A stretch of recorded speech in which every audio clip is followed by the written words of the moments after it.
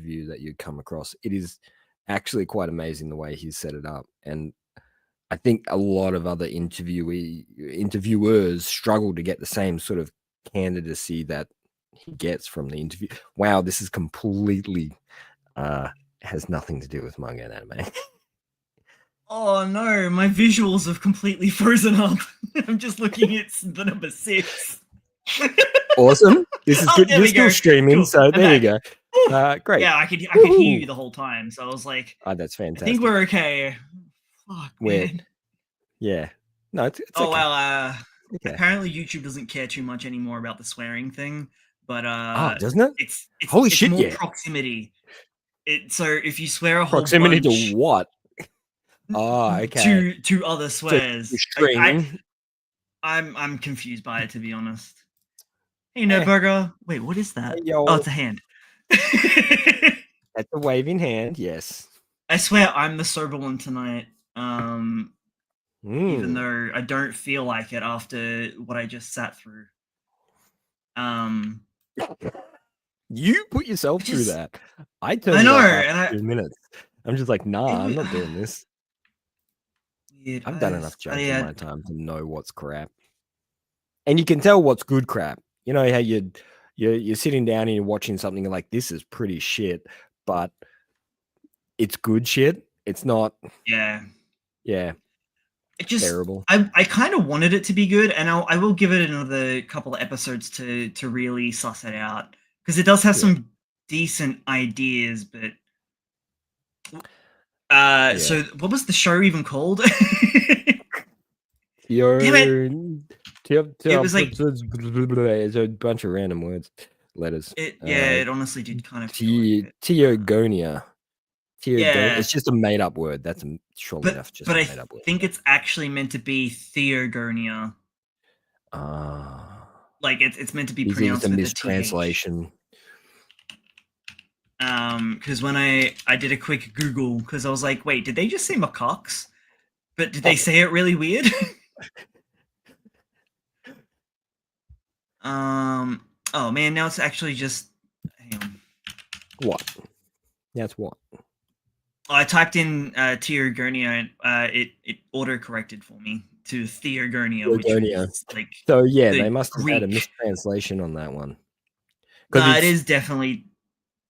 It is. It's got some mythology to it, right? Okay, so it is stylized as Theogonia, but it is meant to be like I think it's Greek. Hang on, let me go back. Like the Greek letter E, which is pronounced differently. Maybe I don't fully know. We're not educated enough to know. So I don't even know how to. Hang on, I'm just gonna share the screen. Share. See, Greek. This is how it's spelt. Yeah. Okay. No. It's like they've just taken the E as the only component. I don't know what this zero-looking thing is. They've just dropped the H, assuming that because of the translation from Japanese to English, they thought the H was just a pronunciation thing. Because like even here, you've got Theogonia like on the wiki. It's weird. Anyway, watch the first episode of. We're just gonna jump straight into this because I just watched it and I'm really. It's fresh. It's fresh. First of all, I don't necessarily. I think this is the first bad dub I've watched in a while. It was possible. I got some hot takes to talk about that a little bit later. But I'm seeing more of it, unfortunately. Yeah. Yeah. There does seem to be some bad dubs happening. We kind of had like I think it's just sheer volume. A golden age of like dub there for like a good chunk. Like yes, from mid 2000s to I'm going to say 2015. So that 10-year space there, it was really, really solid. And I think it was because it was the same 30 people or same 25 people that were doing all the roles. And they just knew what the parts were, you know. Yeah. Whiny teenage boy. Weeb. Angry teenage boy. Self-conscious girl. Yes. There whiny does protagonist. seem to be whiny protagonist. Everybody's favorite. And such a big hit back in the early 2000s, wasn't it? Whiny protagonist. Yeah. You know what I'm not going to forget this week, though?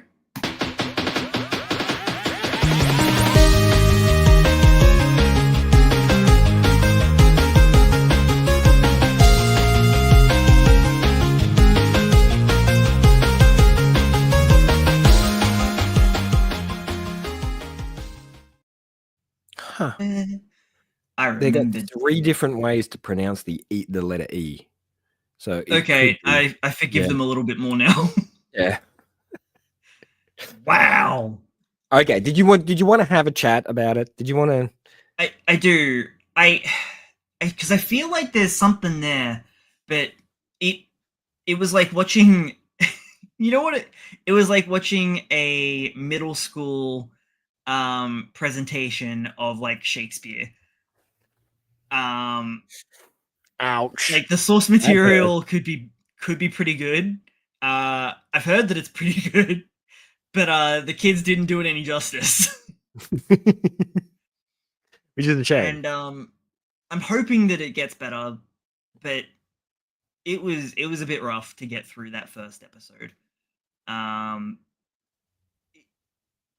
did switch it over to sub, but I was kind of halfway doing other things, so I ended up flicking it back to dub just to be like, so I could finish like doing what I was doing. Yeah. But the sub, like the Japanese definitely sounds better acted, because the dub sounds barely acted in parts. Yeah. The main character didn't seem too bad. Like the ones that you could tell were going to be main characters weren't too bad, but some of the supporting roles just felt like they were reading off the script. Like it was just, they were gonna die. I am here. Maybe, yeah. That's not how you get new roles. No. Damn. Put a bit of effort into it. Pass out like the OG does. It wasn't. I don't know. And I like to go off the rule of 3. Like watch 3 episodes before I make a full decision. Not that it's that easy to do anymore, just because you said like sheer volume. Yeah, look, there is a lot to consume, and consuming 3 episodes, that is an hour and a half of your time. Wow. You cut down cut out the OPs. And yeah, shit, I know. You end up with an hour and an hour about, but it still feels longer than it should be when it's just shit. You know. Yeah. Yeah. Yeah. My qualm with it when I was watching it, and I think it's because when I first watched at the very start of the season, I'm just like, watch the first episode of everything just to see where it sits. And while I was cycling through and watching the first episode of everything, I think when I hit that one, I was just like, man, this is just some really generic slop. Yeah. It 2 minutes does. I literally gave it that 2 minutes in and just went, nah, I'm not feeling this. Next one, and just kicked on to the next one. And it actually sort of gave me pretty much the similar vibes to the beginning after the end in its treatment. Like it's not, I'm sure it's a little bit better animation wise, but it just felt so animation wise, yeah. Yeah. Story wise, it felt quite generic. Like it felt generic with a little bit of spice. Like it was a generic dish, but someone's gone and added a little bit of salt. Just to just to give it a little bit more oomph. And it's not good enough anymore. I'm tired of it. I'm tired of seeing the same stories respiced, you know. Yeah. Also, the themes were not conveyed very well. Like they didn't feel natural. It just felt like a checkbox. Yeah. Like I was just being slapped in the face by like, these are the themes that we're tackling. Slap. It was like I got turkey slapped by the themes. Yeah. And I don't know how to feel about that. I didn't even let the themes settle, so I don't All right, recommend let me break this down for you. break it down and give us some info. So also they can really just throw you straight into the deep end.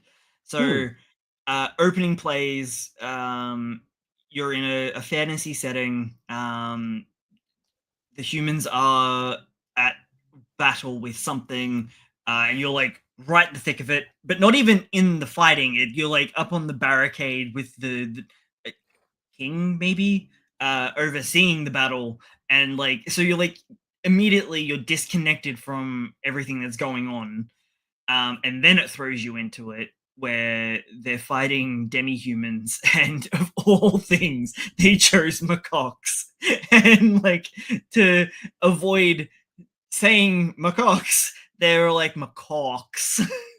But way they pronounce it, that's how you pronounce it though. You got to extend out the oh. I've never heard it. It was so weird. And why did they even need to say that? This is a fantasy setting. They didn't even need to use that word. They could have made up any shit they want, and they went with that. Well, that's the and I think it was a comedic component. They were having fun. I reckon they were. That's the other thing, right?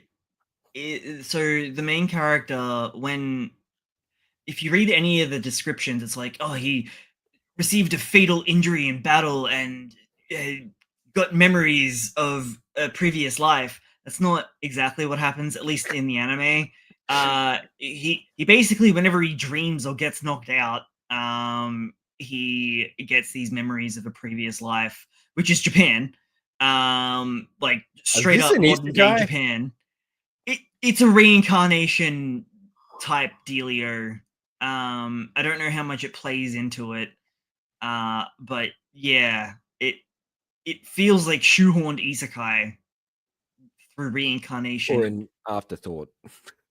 Yeah. Or maybe they were trying to do a different angle because they're like, it could have been. Everybody's done the isekai, hit by a truck, get reborn from a goddess, all that sort of shit. And they've gone, let's do something different. Let's give them, loss of memory so they can refine these memories down the track and discover who they are. Interesting angle. But also, not everything needs to be an isekai. You can just do straight fantasy. Yeah, it's nice. Goddamn. And then so from what I can understand, people don't have hearts in this universe. They've got what is referred to as a god vessel, which is like, it looks like a weird fruit that they cut out of the demon or the demi-human. Sorry, it's how generic it is. It could be fucking whatever. It could be a demon. Who cares? And they got these like weird little shriveled testicle-looking things, and they like crack it open, and there's like golden ambrosia type liquid, and the ones that are chosen by God, that can channel the God's mark, which is like the cool little patterns that you see come over their faces. They like just straight up down the whole thing. But this is where the themes of like class disparity come into it. The rank and file only get teeny tiny little amounts. It's like that real. Sorry, I'm just all I can think about is them sucking down the macaque's shriveled testicle nut. Yeah. Man, my phrasing on this has been perfect. No, it's fantastic. Keep going. Hang on, let me quickly see if I can find you guys an image of it, because it's what it looks like. Yeah, I don't doubt you. I'm pretty sure that you're not just seeing things. It really just looks Oh, like. stop adding the H, goddammit. I know what I'm typing, Google. Stop trying to freaking. It'll give you a nice AI response, right? I mean, it just kind of looks like a heart. You know what? Hey, screw it. I don't care. Where Open image in new tab. Oh man, why does it have to be so goddamn small? like the There we go. skills actually look kind of cool. Right? I When was it's watching in the OP motion and I'm that it like, has issues. okay. So yeah, these are the weird heart things that look like Looks shriveled like a sack. testicles. Yeah. They do. Yeah. And so the rank and file get like a little knife and get like a little drop, and then they go and suck down the nut juice. I thought you'd like that one. It's what it is now. Golden And nut juice. so like the other guy, the Lord's son, he like downs the whole thing, and he gets like this aura around him for a moment, so that increases their spiritual power, making them stronger. Quite literally like drinking the blood of my enemies type thing. And Okay. so when they take the little sips, they get like a little baby aura, and it buggers off real quick. After their first little fight with the macaque demi-humans, they go back to the village, and then they really ram home the class disparity of like the lords getting to eat a lot of food and the rank and file plebs getting to eat bugger all, and it's like roasted grasshoppers, and even then it's not like that much of it. But then they expect them to get stronger even though they're basically starving them. So like, okay, Yeah, why aren't they getting strong? It doesn't make any sense. like I get that is kind of what happened, but also what? But it was just really dryly communicated. I Yeah. guess like it So the didn't feel exposition was very like they naturally just worked in. explained it to you and then Yeah. carried on to the next scene. So Gee whiz, Captain, I sure would like to eat more food. Oh, well, you need to get stronger and then you can eat more food just like me. Like it was so dry. um great uh, character building right there. yeah, then they spar and then he's training and he falls over cuz he's like, "Oh man, I'm so weak cuz I haven't got to eat enough." Um, and he's like, "Sure would like a rice ball." And then one of his captain comes up. He's like, "What's a rice ball?" He's like, "Actually, I don't know." Um, It is just it it was pretty painful. yeah. And then they were like, "Oh, do you know what those are?" And he's like, "Yeah, those are graves, silly." Uh, and he's like, "Yeah, but the ones over there, those are the graves for people that that have families. The ones over there," and he pans over, and it's like burial mounds with like vines and stuff growing all over it. And he's like, "Those are where I would get buried because I am a nobody." And I was like, "Yep, got that. Thanks." Just um, cram it in there. like Feel that bad middle for section the was so painful. It got better towards like the later end of the episode, but like, whew, um, he then gets knocked out by when they spar, and he then kind of like falls into like he goes onto the ground, but then he like continues to fall through the ground, metaphor type thing. And then he's like floating above Tokyo, and there's like it's really weird because he's like there for a bit, and he's like doesn't really say anything relevant. Then it like progresses further, and he's like talking to himself about how he like because he seems to think that there's magic in this like in I guess in our world, but magic doesn't exist in his world, which is really not the case, because we've already seen like the Yeah, spiritual like juice that they drink that makes them stronger. I'm like, okay, kid, uh-huh.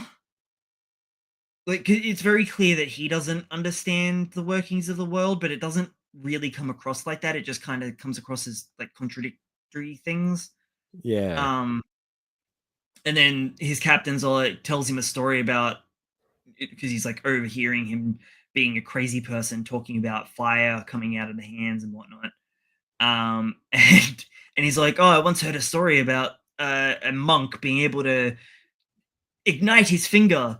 And so then, like, the next morning, the kid sneaks out early and tries to do like the Chernobyl thing where he's like trying to summon magic, like he's a kid in middle school. And it, it was very clear that the only way that that was going to happen was when he was going to be in mortal danger. So then yeah, 'cause he's the Urga's MC, attack, yeah, he's of course, Urga's attack, and they're just pig men, like yeah, very your stock very standard generic. big man. Yeah. Uh, and so like while he's training himself in magic, he's like, "Oh, I can feel it in my god vessel. There's warmth there, but I can't get it to come out." Um, Maybe he needs a macaque. well, so then the ogre comes, right? Oh, their lord runs off to chase down the rest of the ogres and leaves a couple of stragglers. And you're like, okay, I see where this is going. Um, he gets injured by like one of the ogres knocking at another. He the ogre literally hits a motherfucker with another motherfucker. um, and like he's got like a really injured leg, and his captain's like taking him back to the village, and you can hear people dying behind him, and so like he abandons the dude, and he's like, no, don't. He's like, I'm sorry, kid. And he's like, no, don't be sorry. I would have done the same. Oh, Jesus. And so he runs off, and he's like still like getting his way back to the village, and then he hears one Yeah. of the ogres behind him, and then the ogre starts it throws its cleaver thing, machete. It's like a weird cross between those. I'm not There's probably a proper name for it, but I don't know what it is. Who um knows? and Blade thing. well, it kind of looks like a machete, but it's got more of like a bit more of a handle, but the blade kind of keeps coming down. I don't know it. Yeah. Anyway, Yeah, I'm sure it's so he throws that at him, and it kind of like cuts him. And oh, sorry, I'm skipping ahead. Before he does that, really? before that happens, I know he's all like, "Come forth! I know you're there." Also, his voice acting's not that bad. I'm really playing it up. No, I thought you were like spot on. That's exactly how it That's sounds. what the rest. That's what the rest of them kind of like. Yeah, and he's like pointing at the where he thinks the ogre is, and nothing's happening, and he's like trying to get like the fire to. He's like, "Fire, come forth!" Um, and then he cops like the weapon, and it like fully cuts up his shoulder, and then he's like lying on the ground bleeding out, and like as he hits the ground, sparks come out of his finger. Then the ogre comes over and picks him up by the neck and like starts choking him. And then he manages to actually get the magic to come out, and he like literally like torches the ogre's head, like just completely cooks him. And he's like, "Oh, cool, I killed him. Oh no, I can't get the magic to stop." And it's quite literally his life essence. So he's like, even though he's bleeding out as well, whatever life he's like bleeding out here, and then technically bleeding out fire life energy from his finger. uh, and then yeah, the ogre gets up, and he's like, "Oh shit, he's not dead." But he can't see anything, and the ogre he finally gets the magic to stop by like picturing a solace gate, which I thought was pretty clever little thing. And the way he kind of gets to that idea is like, I need to put the fire out. Water puts out fire. Spirit energy is meant to be like course through our body like water. If I can just shut off the flow of water, and then he kind of is like, "Oh, solace gate. That makes sense." it was actually part of the episode that was actually done well. I'm just kind of rushing through it. Yeah, it made sense. Um, and he's being taken off by the ogre, but in just a random direction because the ogre can't see anymore because he quite literally cooked his head. He pulls out his dagger and like cuts up the ogre so bad that he wish he didn't get cut up so bad. And then they fall off a cliff. The end. Oh no, you Oh, cut me up. and then there's water at the bottom of the cliff, so potentially he doesn't die. Also, it's episode 1, and he's the main character, so I assume. We can But assume that he's alive. and then the ED starts, and then he's in our world looking pretty much the same. So I'm assuming that the reincarnation thing's going to play quite heavily into it. But I kind of wish it didn't. I don't know. I'm so bewildered that I just don't know what I watched. You watch something. Yeah. I kind of wish But it was that's like, it's yeah. about all it was something. And the problem with it is it's just too. I don't know whether it's just the Generic. like the initial premise out of the gate, like the first episode jitters, but it's so yeah blends in with everything else that is available at the moment, and it doesn't have a like a hook. Yeah. And you kind of need that in that first episode. You need that hook to keep you coming back to continue watching. And I know your hook is based on whether it's actually going to turn out to be good somehow, as opposed to actually being driven by story or character. You're just like, oh, maybe this has got some legs somewhere. It's I yeah, honestly I don't have high hopes. I'm gonna no, give it like another maybe episode. We'll see. yeah. Meanwhile, I had a pretty Um, decent experience with an isekai recently. yeah. Yeah, after look, I had oh, I saw a guy talking about some junk over the past season or two, and he's like, "Look, this Love it when is guys talk about junks. yeah, it's the best thing." And sometimes they talk about anime too. So Nice. he's like, "Oh man, this is it was a who could beat this team?" And it was like a team of all your top guys, One Punch Man and Goku and all that sort of stuff.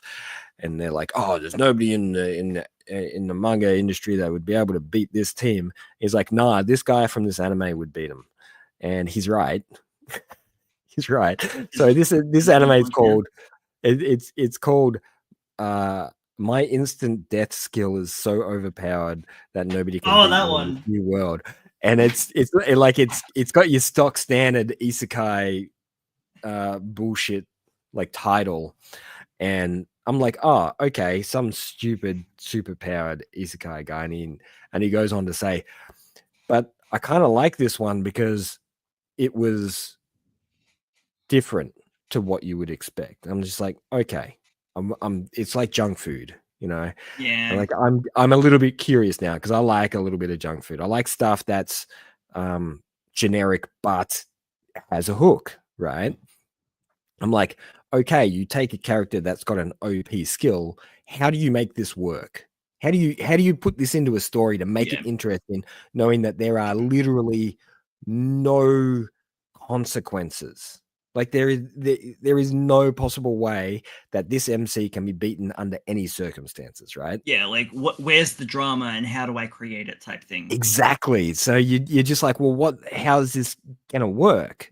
To compare it to something else, like with One Punch Man, it's Yeah. basically how do I remove the caped Baldy so that the drama and tension is there with like Genos and everyone, but we still know Everybody else. that One Yeah. Punch, like Saitama's going to come in and just one punch a dude. At Although some point, yeah, later he's gonna on, turn up.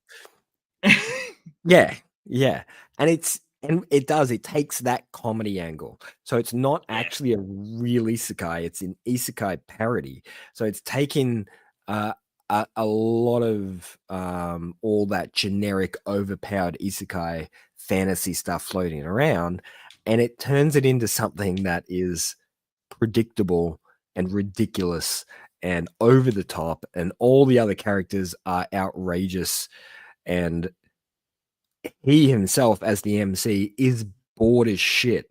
Like it makes it so funny because he is literally like next to no interest in what's happening because he's just bored.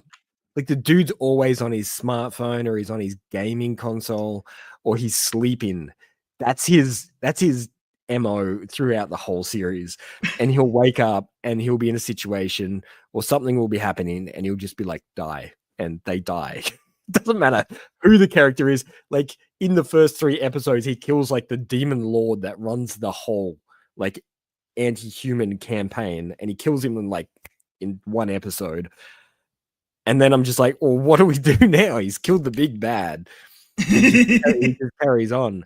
And the thing is he's been hunted down. And what keeps the tension pushing forwards, and what I've found most interesting, besides the comedy's aspect of it, is they've managed to make it interesting in the fact that he had this power before he was isekai.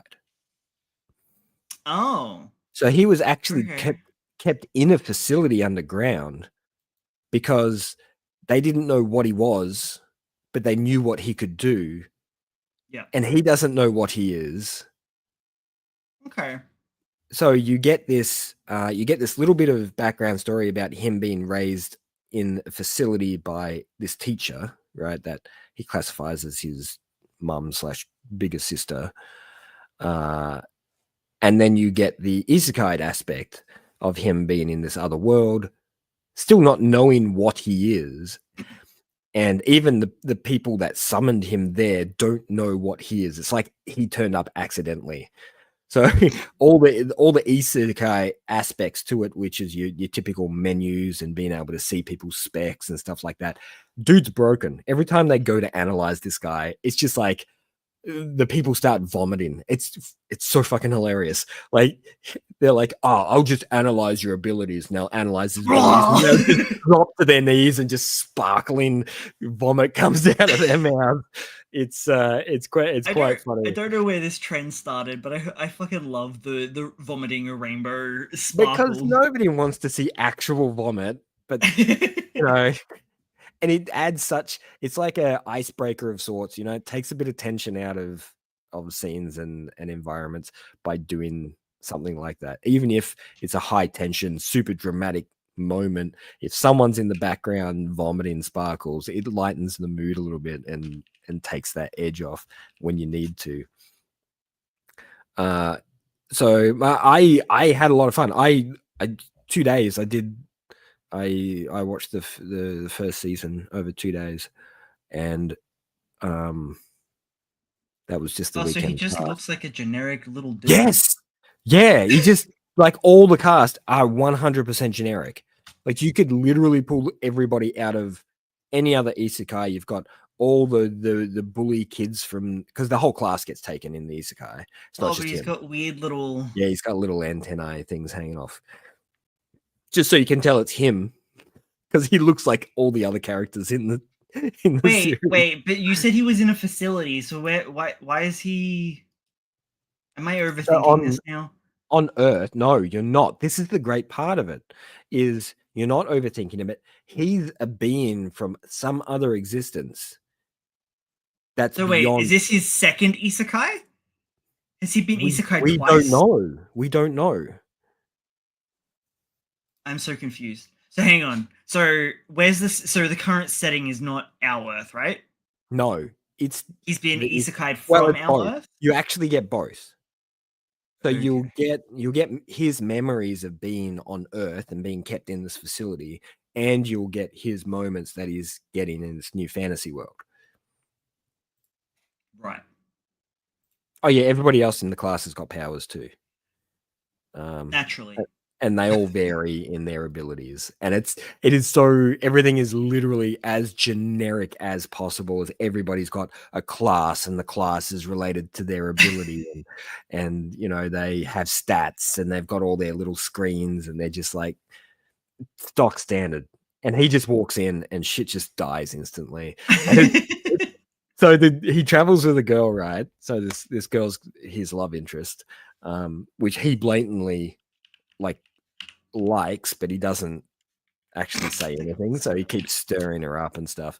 And she does the typical being embarrassed and hyper overreactive personality. Yeah. But after the first few times of him like just instantly killing people, she gets desensitized to it.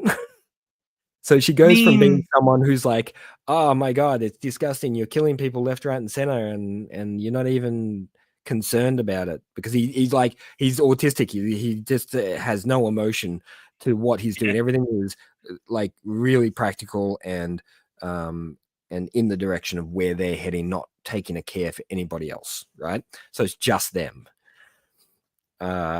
So she goes from this person being, you know, being concerned that he's killing people to flipping a switch to, oh, can you kill that person? Or nudging him and just doing the eye thing, like just knock that one. Yeah. And it's so funny. He'll walk into a room, and before like the evil guy's about to do like this massive monologue, and they'll get one word out, and it'll just be like die, and then we like nobody gets a chance. He just kills everyone all the time. It's so funny and over the top. So it's on High Dive. Okay, it's on High Dive. Yeah. Yeah, I was trying to figure it out because I searched it and it was coming up on Crunchyroll, but then I went into Crunchyroll, logged in, and it wasn't there because it's not in Australia. Crunchyroll is localization issues. Yeah. Okay. I didn't think we would have localization issues with High Dive. High Dive's not that big here, is it? Does anybody actually know it exists? Yeah. I think. In saying that, unless you have to be logged in for maybe. Anyway, great show. If you just want pure junk food and you don't want to think, you just want to put it on in the background, go ahead. The dub's actually pretty good. They do a pretty solid job on the comedic aspect, which they often do. You know, so I find shows that have a comedy component to them, they tend to be better in a dub than they are in a sub. Probably because I don't need to pay as much attention to reading the comedy as opposed to hearing the comedy.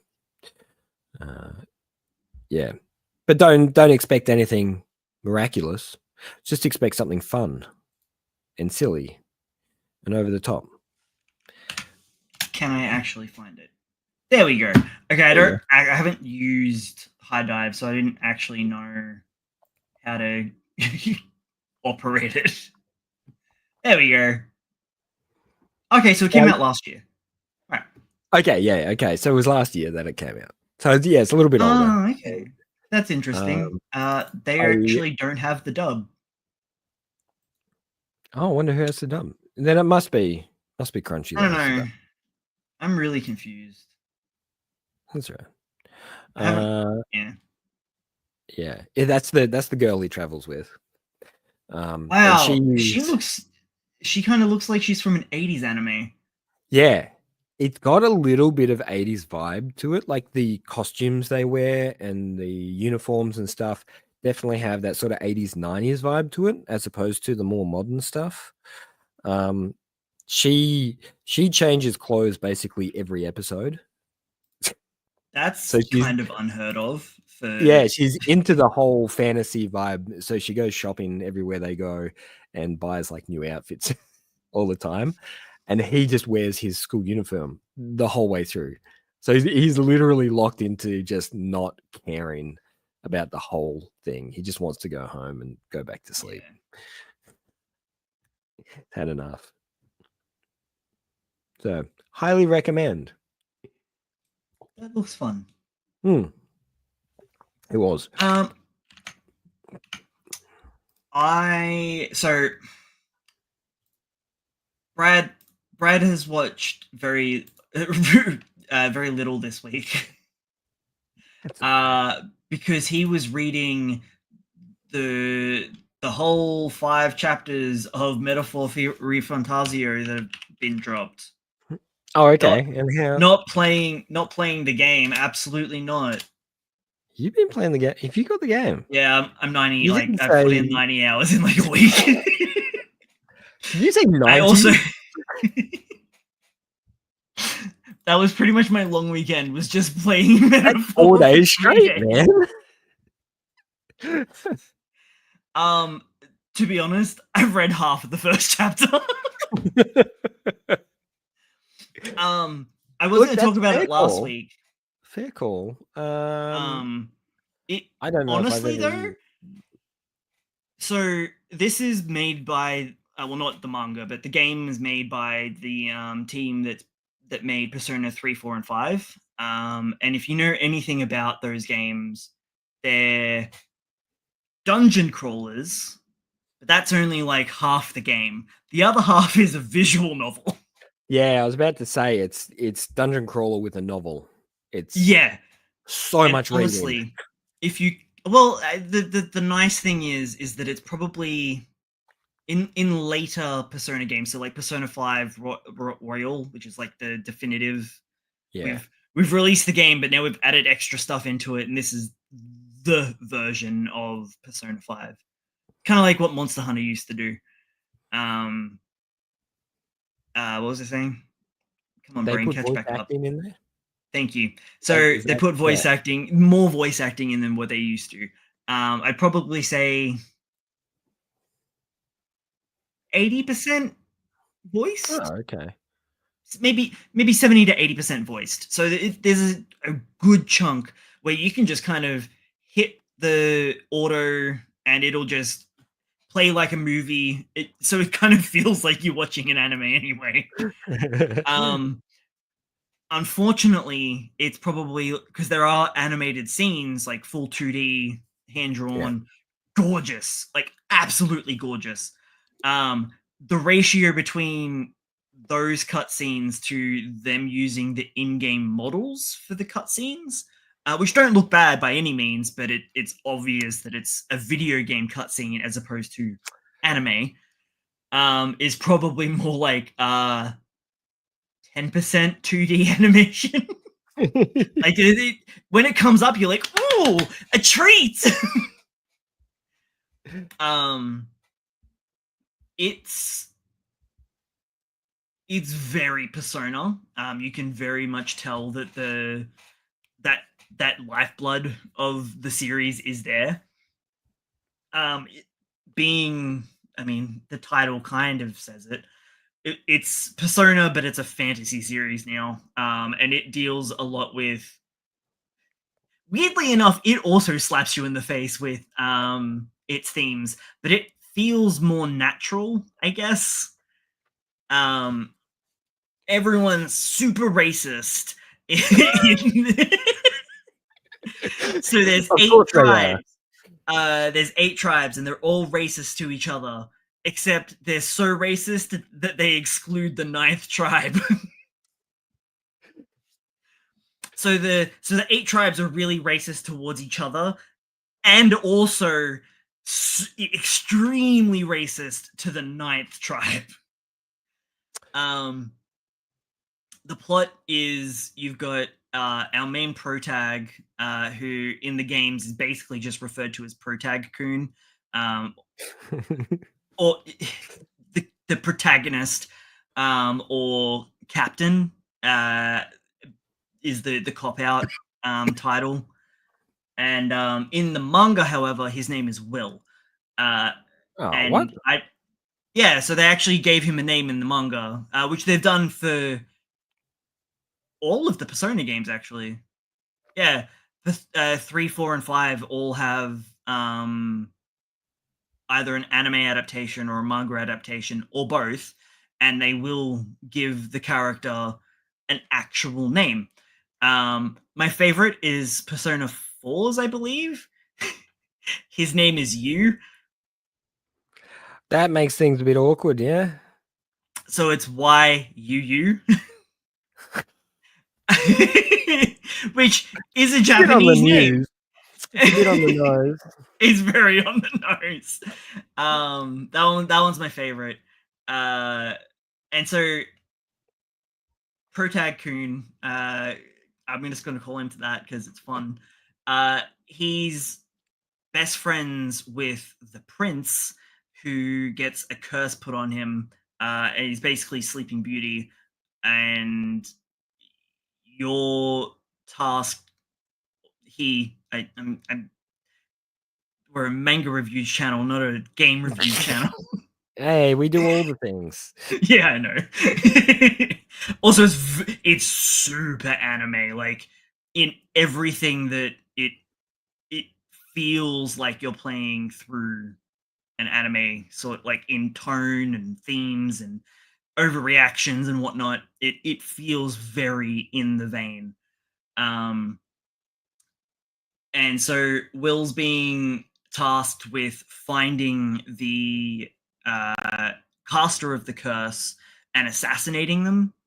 And he's traveling to the capital with his little fairy companion. And just straight off the bat, there's a big difference as to how between the game and the manga, how characters are introduced, how certain like main plot points are introduced, and some of the character interactions are changed. Not necessarily bad. It's just I think what they're trying to do is give you a fresh adaptation, regardless of which one you start with. So the game starts you off in a carriage and he's traveling towards, and then they get stopped by bandits, and then he gets knocked down off a cliff, and then you got to make your way through the desert to the capital. It happens mostly the same way in the manga, but they kind of reshuffle a lot of the main cast. So one of the characters that is meant to be on the carriage with him is no longer. The guy that he meets at the capital, at the recruitment office, is on the carriage with him. It's just weird choices to kind of like reshuffle things around.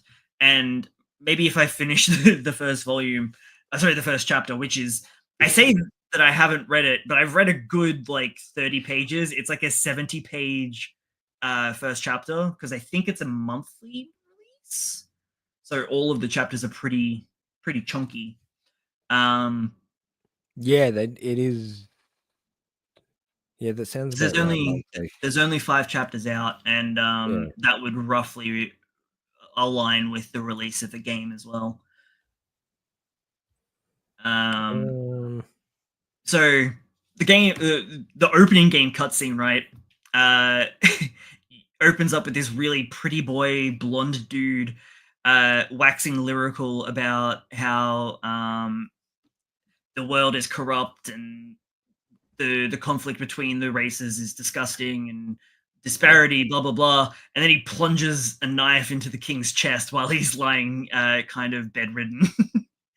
Oh wow, that's rough.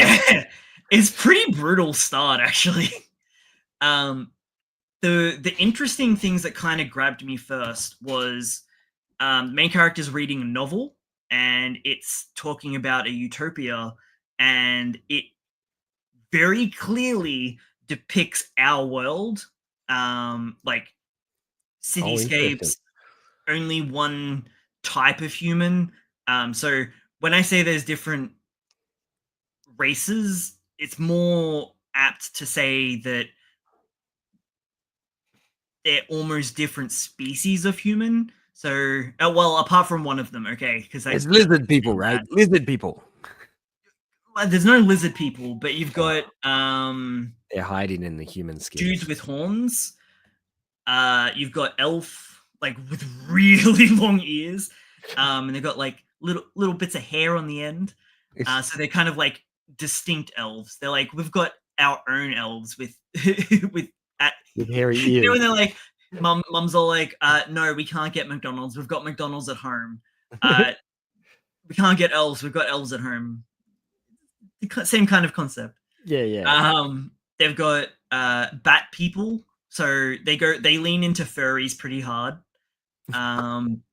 They know their audience. Except the bat people are actually just like oversized bats. Like they're probably like this big, maybe. Like they probably come just above your knee. But they just talk like normal people. Okay, they just look like big bats. Big old bat eyes and everything. But they've also got the Parapus, which the only race that I can actually remember the name of. And they're straight up furries, which says a lot about me, I guess. The only race I can remember is the cat boys and cat girls. That'll do it. They also, it's mainly cats and dogs. And it's like the ears and the tail. Apart from that, they're basically ears and tail. Okay. Ears and tails, and that's basically it. They're basically human. Apart from that, and maybe a snaggletooth here or there. They've also got bird people, but will shave all the bird aspects off apart from the wings, so they just look like normal people, but they've got wings. But the wings also are vestigial. I don't think they can fly with them. Are they on their back or are they their arms? They're on their back. Okay. The bats have like vestigial wings on their arms. There's, I don't know how else to say it. There's basically black people are their own race, except they're long lived, which is why I had to walk back what I said before. With all the racism. Yeah, but I can't remember exactly my wording, but yeah, yeah. There's not really a human race, so everyone's kind of got all the tribes are relatively distinct. There's one more that looks closest to human as we would. Damn it! It feels wrong saying that because two of the races just look like normal people, except they've got like face markings and they live for really long, and those ones are the ones that are darker skinned. They don't look like real humans. I know. It sounds terrible. No, it's the white ones that look like humans, right? You're gonna get yourself. Don't put words in my mouth, Logan. Well, I didn't put them in there. You said them. No, not yet. So give him a minute. The traditional looking whatever. No, don't even. I'm not even gonna try and sugarcoat myself anymore. I've already dug my hole. The ones that probably look the most that you would see here, like with no face markings, no nothing, and they live at a normal like 90 years roughly. I think Japanese looking person. No, they look super Western, but they look Disney Western. Like they've got the big eyes from Japan, but they've almost like their eyes almost look like they've got jewels in them, and their hair's like super voluptuous and looks like something out of a Disney movie. It's really weird. Hang on, I'm just gonna bring up. I just never heard hair have been described as voluptuous. Okay, listen here, buddy. I'm gonna find her and you're gonna find me a voluptuous hair picture. You're gonna be like, oh yeah, I see it. Nah, you're gonna throw me under the bus here. That's her. What the hell is that hair? That is insane. You would only. It is insane. In a game, seriously. They even do stuff. They even do her like this, and they don't explain it. Like it's in butterfly wings. I'm like, how? It's because she looks exactly like a Persona character. Yeah. This is the thing. It's got the graphical style of 5, but with a Western fantasy component. So I haven't gotten up to it yet, but my current theory, is that they're basically dwarves, but they're disguising themselves to fit in because of all the racial prejudice. And they kind of refer to it as like makeup or glamour type thing. Like they've just stepped out of the 60s. I think it might have. I've seen one thing that so far with my like 90 hours in that really makes it look like, oh yeah, that's pretty much what they are. They're this this world's interpretation of dwarves. Interesting. Like, look at her, she's so little.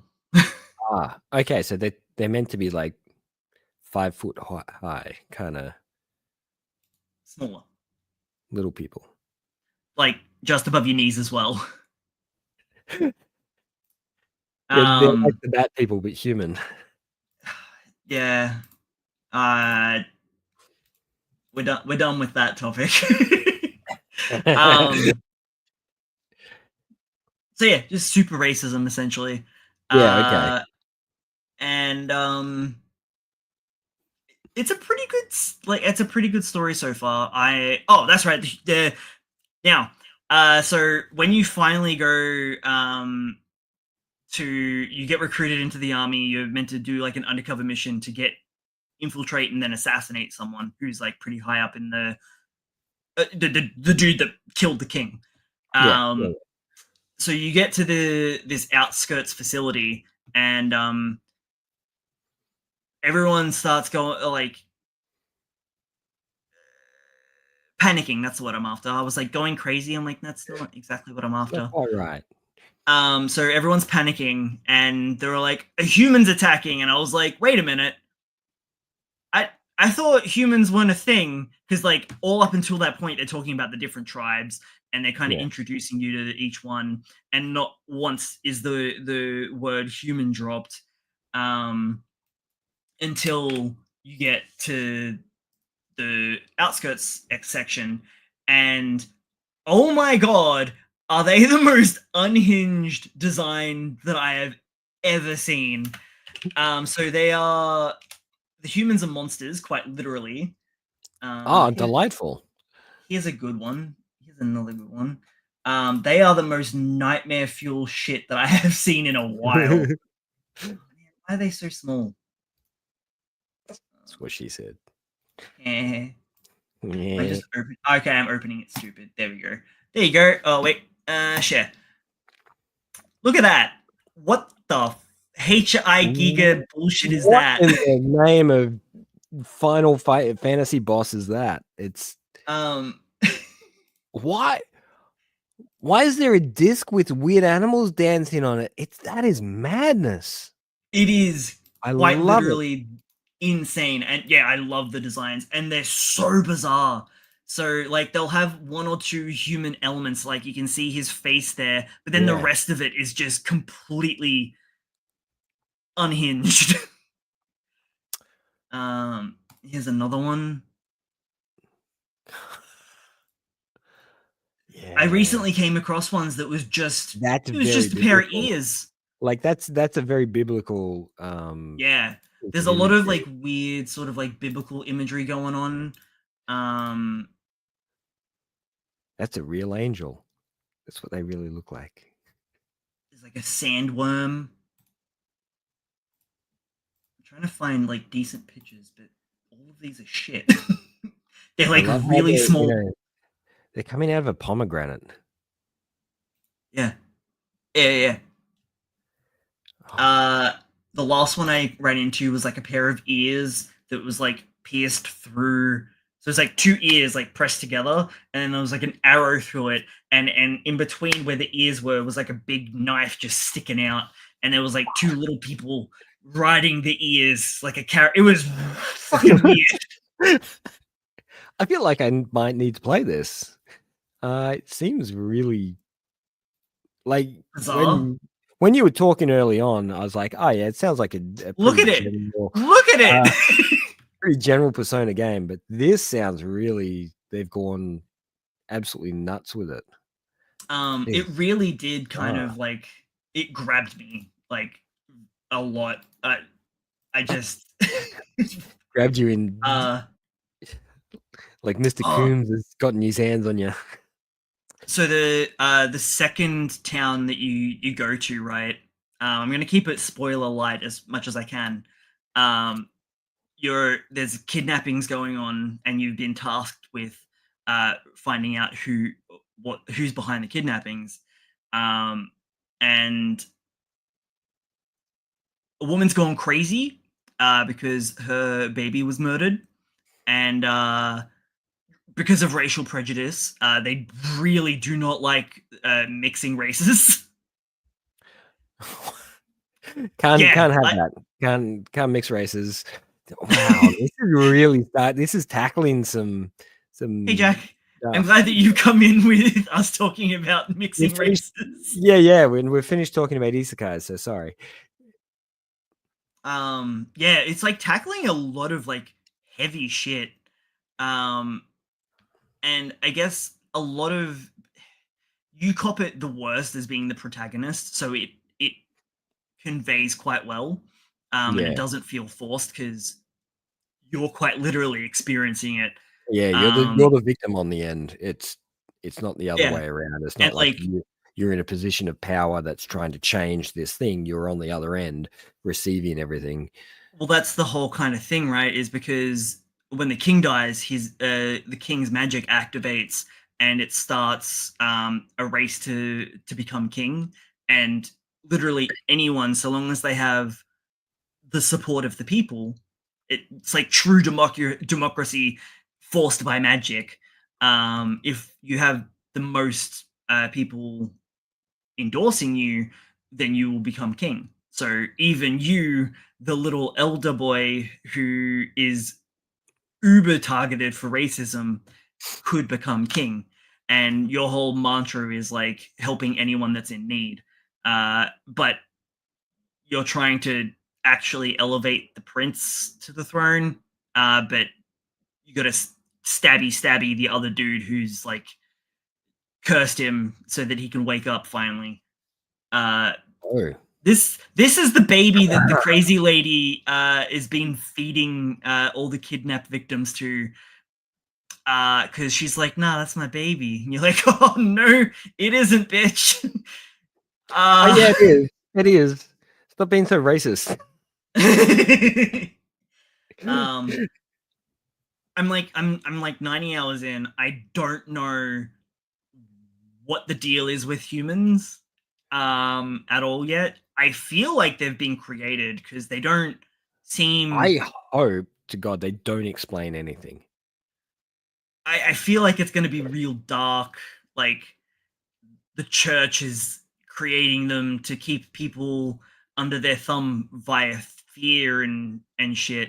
Because they're also going hard on the church in this game. The church is pretty. They're a bunch of shit. That's pretty standard. Yeah, it is. And it seems to reflect Christianity more so than any other sort of parallel that I can. Which, if you know anything about Japanese history, Christianity has done some bad shit. Yeah, depending on where you were, like if you got indoctrinated into Christianity, whether or not it was willing or not, you would be okay. But if you resisted or fought back, there was like a lot of prejudice and tension and whatnot between them. That's how they work. Yeah. Just really weird designs, and I absolutely love them. Just crazy shit. Yeah, that's what we like to see. I'm a bit tired of seeing the generic stuff, and it's nice to see someone stepping up the design aspect as well, because it's not just about doing something horrific with a bunch of limbs and scary mouths and all that sort of business. It's about taking it to the next sort of level of weird. The one with the fruit growing off of it, that's the first one you see. And I was like, what is that? That is not human. And they were like, Sure oh it is. my god, it's a human. I'm like, oh, okay. Oh man. Oh man. Uh, You know what? should I jump into some rapid fire news? Because there's not a Yeah. Fire it off. You've got some covers or some shit going on there, no doubt. Yeah. Well, Yeah. just quickly, both of the series that we were talking about last week that we're wrapping up are finished. So Insect Girl and Kunagai, the Oh, the camera, recording one, the Yep. film the program, they've both wrapped up. Insect Girl with 32 chapters, 3 volumes, and they must be bigger chapters. Chapter 28 with 4 volumes for Kunigai. Yeah, okay. Whether or not we get English releases, possible, but not guaranteed. Because we've had like Red Hood and a couple of others, but then there's like Phantom Seer. We never saw a physical release here. No. No, I guess it clearly just didn't sell. Like, as much as people, like, yell and scream for it, I'm just wondering whether it's the yelling and screaming on the English-speaking side, not so much the Japanese-speaking side, where they're like, "Oh, we're not interested in this." And it's as I say this all the time, but, you know, it's a shame that we can't have, like, a split More of a here. voice. Yeah, because it is becoming a world phenomenon now. People are reading more manga than any other material now. I wonder if that was the whole thought process between them doing all of the apps in the English speaking countries so they can get more of a definitive number and actually kind of. No, it's just about them trying to make money and cut back on the piracy. Either or. I hope like they're it. paying attention to the numbers. If all the publishers did what they've done with Jump Plus, you know, if they all did that, I'd be on board. I'd legitimately read everything online there. And if there was something older that I needed to drop $1.20 on to read, I would do that. That's fine.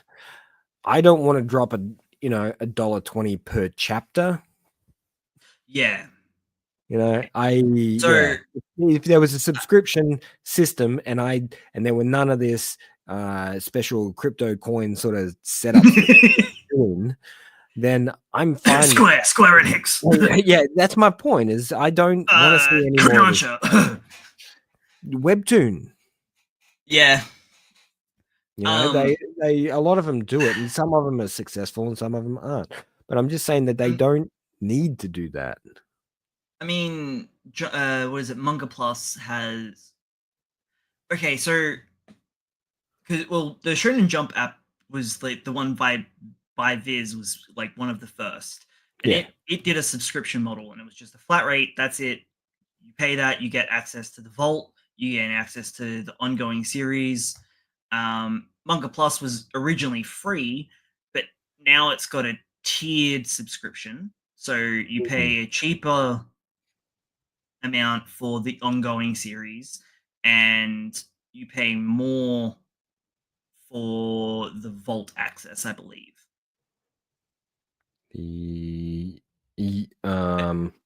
Sorry, I'm just trying to find it.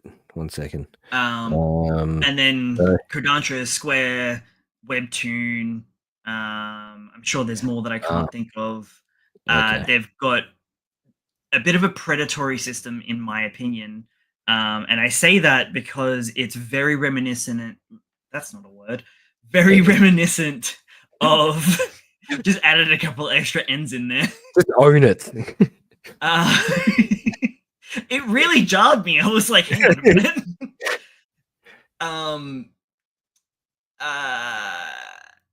Both. Actually, it was more Xbox. Back in the day, Xbox had a point system instead of just having it as a dollar amount in their store. So it would actually detach you from how much you were spending. So you'd have to drop money to buy points, and then you'd use those points to purchase games and Nintendo. DLC. Oh, yeah. No, Nintendo. They've got a point Nintendo system doesn't. as well. No, they have a reward point system. Okay. Which unfortunately they've scrapped, which I'm kind of pissed about. Because I actually got, because I have an unhealthy gaming habit. I got quite a few discounts, like a substantial amount of discounts. So even if you bought the physical games, chuck it in, you'd redeem your points, and it was roughly like, I think like it was like, it was almost like point for dollar, I think. And then those points equated to like a 10 cent. I can't remember. It was a substantial amount of discount. Like it wasn't too small that it was like no point bothering, but it wasn't too big that it was like ridiculous. It was that nice middle ground. Except now it's irrelevant because they got rid of it. On a side note, $3.19 per month will get you ongoing titles and no ads, and $7.99 a month will get you ongoing titles, completed titles, and no ads. So anything that's currently running, you can read all the back catalog up to now. But anything that has completed, such as Insect Girl, you need Shibitarian. Shibitarian, all that stuff. If you weren't reading it week to week, you need to pay the. And look, I don't think $8 a month is unrealistic. I think $8 a month to have access to all of those titles, because you got to understand. It's not just Jump as well. Yeah, isn't it? No, because Manga Plus is it's all still Shueisha, but it's not just that magazine. Jump. They do all the online stuff and that as well. There's a lot more to it, but you get a lot of content. But what you got to understand is you pay that $8 per month, and you could read 100 tunks in that week. That's 100 tunks they haven't sold because you read them online. So $8 a month is a reasonable amount to charge for that sort of volume of work, especially as something you can turn off at any stage. So I don't think that's unreasonable. 10 different magazines, or labels as they call it, but that one of them has a big asterisk there, and that's the Manga Plus creators. So it's not one of their magazines, which is probably why they've referred to it as labels, I guess. And I'd love to tell you what they all are, but they're all in Japanese. So like if you filter it, these, like when you go to their entire manga list, you can filter it by label. SQ's got a fair bit of stuff in it. Oh, cool. So Buggy Girl is the only one from whatever that label is. So SQ's like the Square, I think it is, but it's not to be confused with Square Enix. I think it's quarterly. Yeah. Maybe. Yeah. I think that's where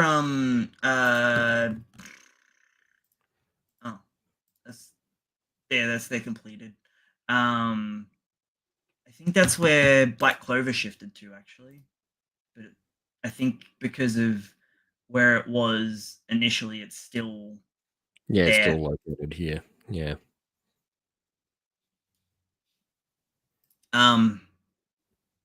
Oh yeah. So I believe the Australian government actually told Microsoft to cut that shit out with their point system, because it creates that disassociation from what you're actually spending your money on and how much of it you're spending.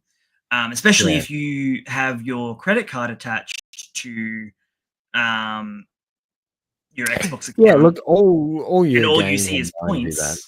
Yeah. Well, like not anymore. Your Fortnites and stuff like that, they still do that.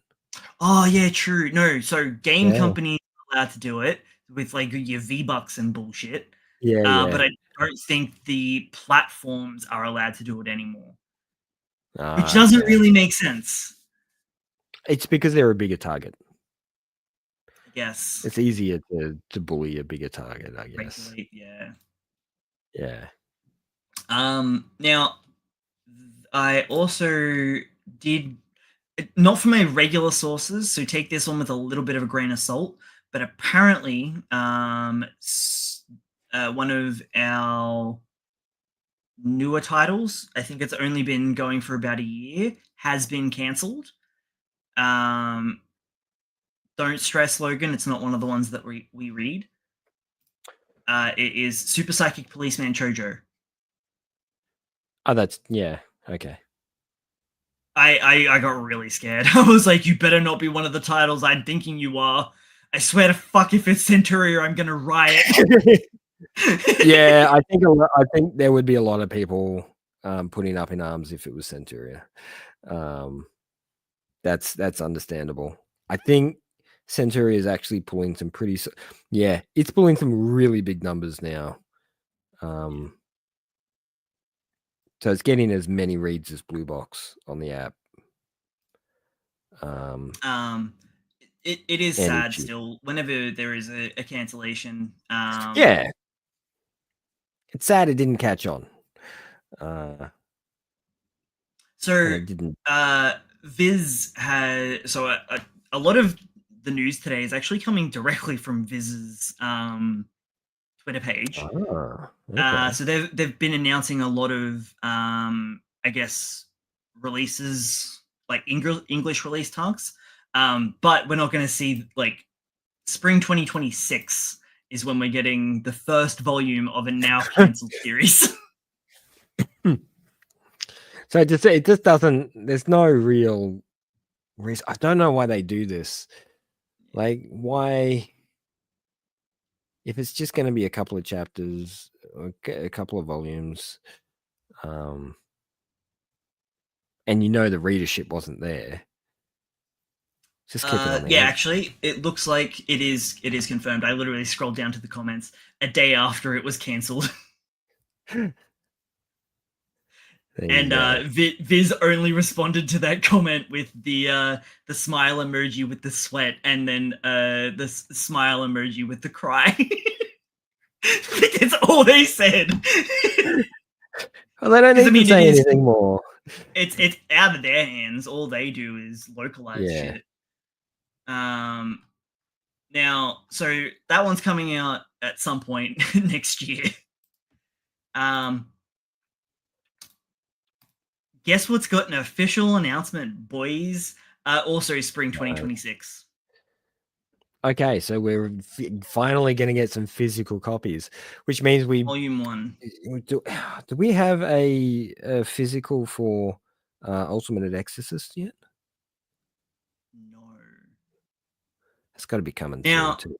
This is a Jump Plus title. Are all of these Jump Plus? We don't get a lot of Jump Plus specific titles sort of coming through, do we? This will be probably a Viz signature, right? Yeah. I'm expecting it to be a Viz signature, which would be nice. Man, I'm so excited for that.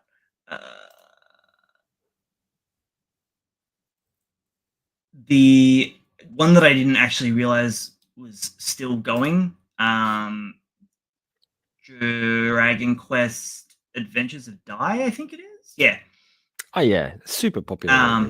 Right? 6th volume is coming out. Again, all of these are pretty much spring 2026. So like, is that 12 months? That's got to be a redo though, right? I think it's recent, but the Adventure of Dai is like done the original. Yeah, it's done in the original. It's the original Dragon Quest story. Yeah, the game, but translated over into manga. Yeah. Yeah. Okay. I've got so many copies of Volume 1 at work, and they just do not sell. That's where Yeah. Yeah. That's where like my knowledge of it's coming from. It's not And I'm like, bad. no, It's I just don't expect that it is. But it's it looks quite dated as well. But you yeah. open it and it looks beautiful. You can see a lot of Toriyama elements in there. Obviously because he Yeah. designed everything for those games. Now this is where we're kind of getting to a bit of a stinky area, and I'm not super happy about it. I don't like stinky areas. I know you don't. Turn the fan on. Oh, hang on. One last Crack one the before window. we get into the stinky. Uh,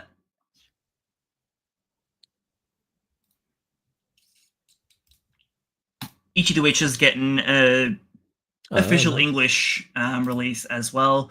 Again, spring 2026. Right. I'm loving this series, dude. It's all of the characters so far, like the main cast, are just little goblin people. So it must be doing really well because it's only 37 chapters in Yeah. and it's getting an English release, whereas Centuria's at 55, Well, Ultimate Exorcist is at this is 47. also in Jump, like main Jump. Yeah. All right, jumping into the stinky. It's a nice looking cover though. Now it's not. Now I will reiterate: the stinky is not the titles themselves. Speed in motion. Yeah. So verbatim announcement: a Viz digital exclusive. Uh, Basically, by the sounds of it, Viz are making a digital volume. Even though I'm pretty sure it was on. Was it not on the Shonen Jump app? It is on the Shonen Jump app. So Swear I read it. confused. Oh, wait a And minute. yeah. No, I read it on Plus. Oh, okay. So it was on Plus. Yeah.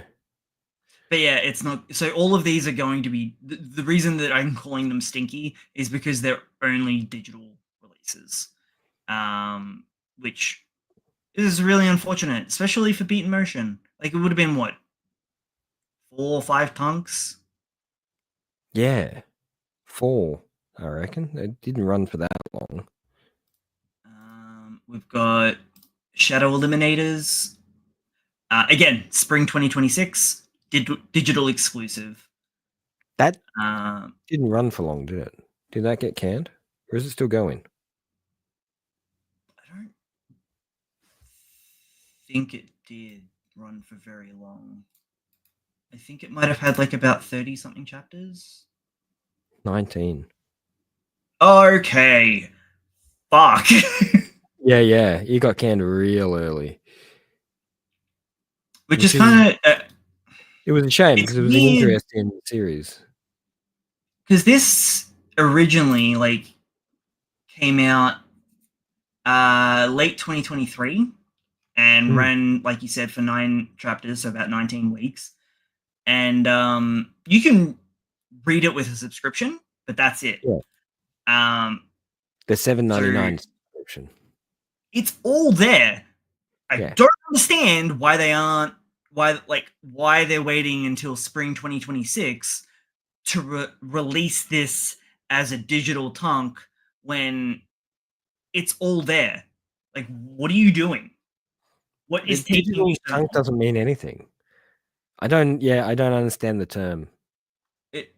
Yeah, like it's just them compiling all the digital chapters into a tunk, but because it's a digital exclusive, there is no tunk. So It's just all the volumes in one it space. makes no sense. So it just Why it's means you stinky. can, yeah, it does seem a little bit silly. So it's got an I'm assuming the E stands for electronic, an E ISBN. Uh, anyway, I know. uh, That is a little stinky. It really is. I think they just taking the piss, right? another digital exclusive, Two on Ice. I believe this is also like only a short run series. So It it's good was, that they're and bringing these short run series to light, I guess. that's just so people know that's actually a story about ice skating. I didn't hear it. Well, but look, they very clearly ice skating, but also Well, the guy in the foreground doesn't look like he's ice skating. yeah, that's true. Looking a little bit wired to me. And the last one, I think it is. Is it the last one? Yeah. For the digital Viz announcement is Green Green Greens. Yeah. Again, I don't understand. What's the point of this digital exclusive BS? So so these are all being released on the Shonen Jump app, not for Jump Plus, because Jump Plus already Yeah. has this. This is the Jump Plus exclusive stuff finally making its way over to Jump, the Viz Jump app. Well, I don't.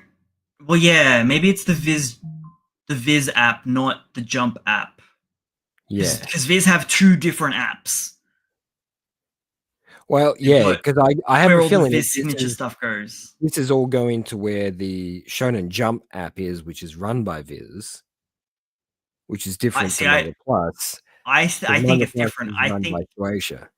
I think this is going to the Viz app, not the Jump app, which is both run by Viz. It's a hot mess, honestly. Yeah, they could Even if really, make things a bit easier to understand. hang on. Because even if you go just to Viz's website, um, yeah, bugger off.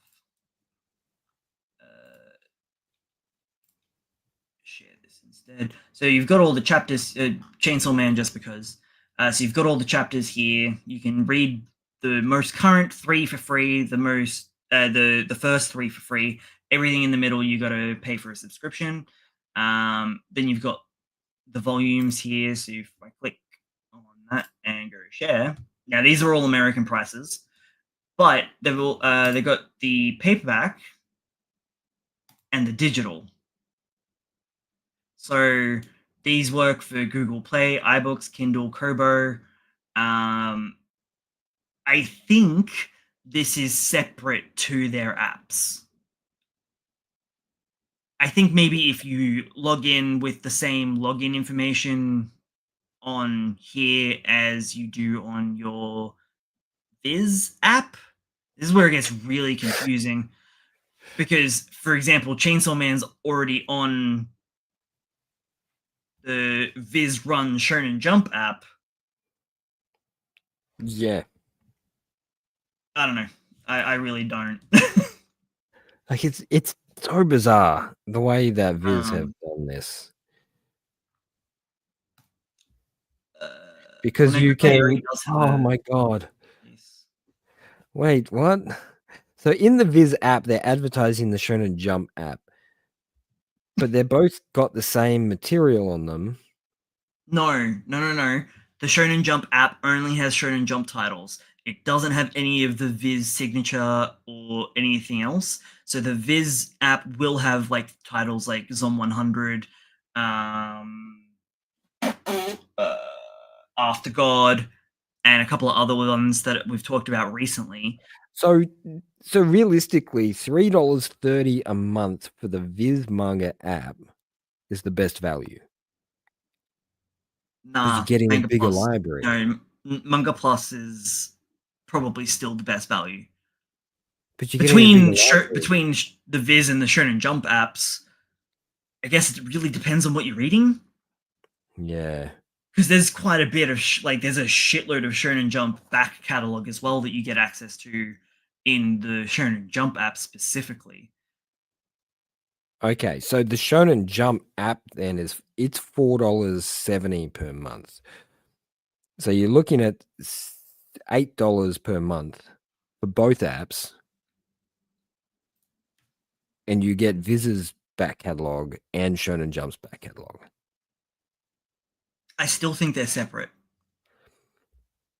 Yeah, but that's two separate. That's $8 for both of them. So if you ran both subscriptions at the same time, they're the same price as if you did the Manga Plus app by itself for $8.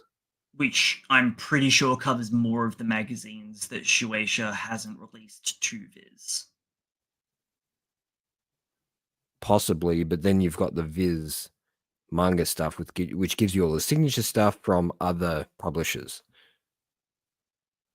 I don't think. Do they have other publishers? Seems to.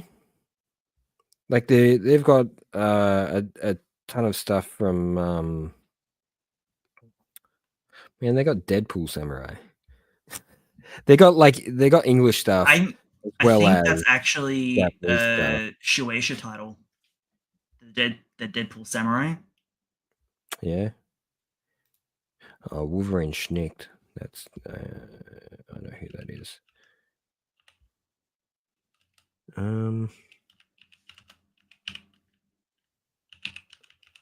Who's that? Yeah, look, I'm not 100% sure.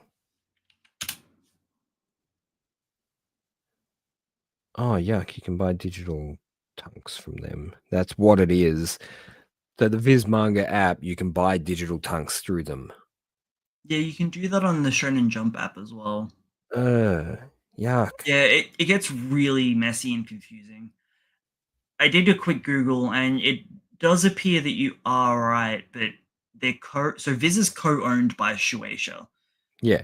Yeah, they're 50% owned by Shueisha. They also do publish manga from other Japanese publishers. It just doesn't actually say what those are.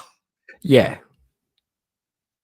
And with them, like Kodansha and Square and a whole bunch of others bringing out their own apps, I would expect them to be pulling those once the licenses run out. They got free rent. Yeah, that's a Viz title. Wait, that's what you just said. Free rent is Shonen Sunday. Yeah. So is that Shueisha? I don't know. Yeah. So I'm just saying that the Viz Manga app seems to have quite a big variety of material. They've also got things like Gyo Fish Attack and Uzumaki, a ton of one-shots, all sorts of stuff. Worth looking at, I think, even if you just ran it up for a couple of months. $6 gets you access to a lot of titles. Seriously. And you go there to purchase it, and then it doesn't exist. But it's all there. It's all right there. Yeah. And you just need to join up to read it. It makes no sense. Anyway. Let's get away from that. It's really broken me, man. Let's get away from that. Let's talk about the stuff that happened this week, because all the freaking titles were just insane this week. Yeah. Like completely unhinged and bizarre. It feels like they were just having a lot of fun. Everybody was having a lot of fun with the characters this week. Doing some really silly things. I know you just said that you wanted to jump into that thing, but come on, man. Come on. I got a little bit more. Oh, okay. New titles. New titles? Yeah. So this one's going to be in Jump Giga, so that's probably going to be in Jump Manga Plus, rather. Togo Goto launched the first. What is it? If that isn't a Yomiuri Shonen prototype drawn by Kai. Right. Okay. So this is them talking about their previous stuff.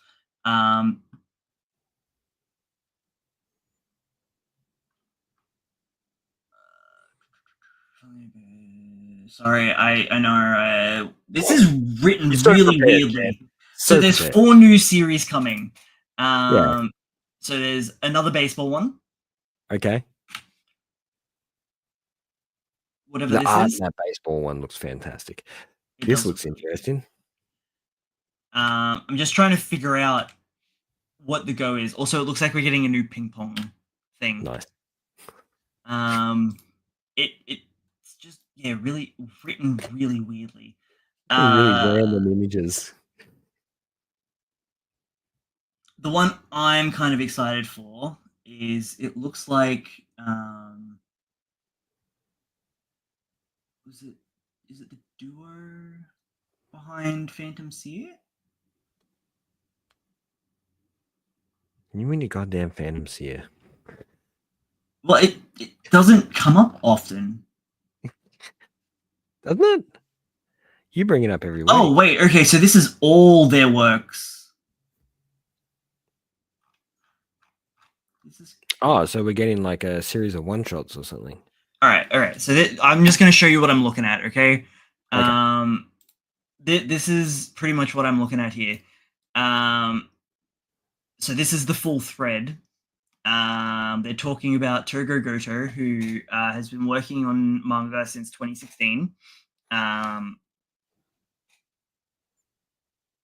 they look like they then teamed up with another creator to bring Kento in Miro Mummy. Yoshiki. Matsuro Kento in Mummy. That is a weird title. That is a weird title.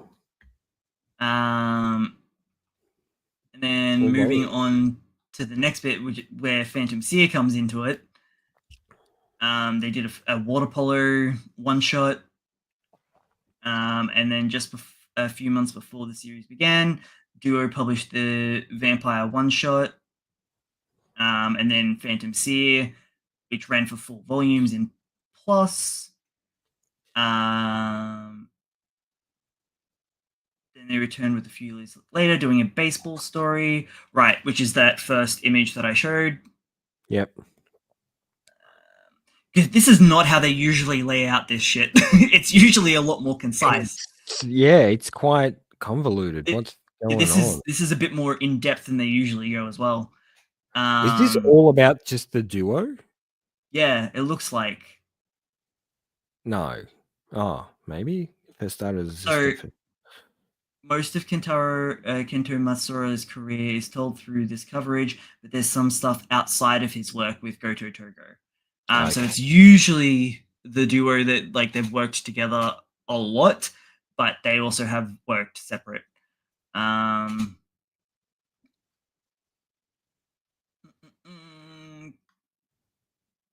Cool, and then he's just jumping into the next one. God damn it. This is really confusing.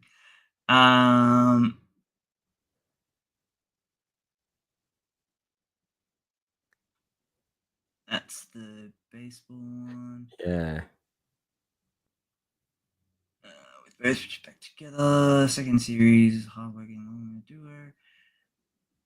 Okay. So they're Okay, launching a baseball baseball series. story. Yeah, Okay. cool. I'm glad that we got there.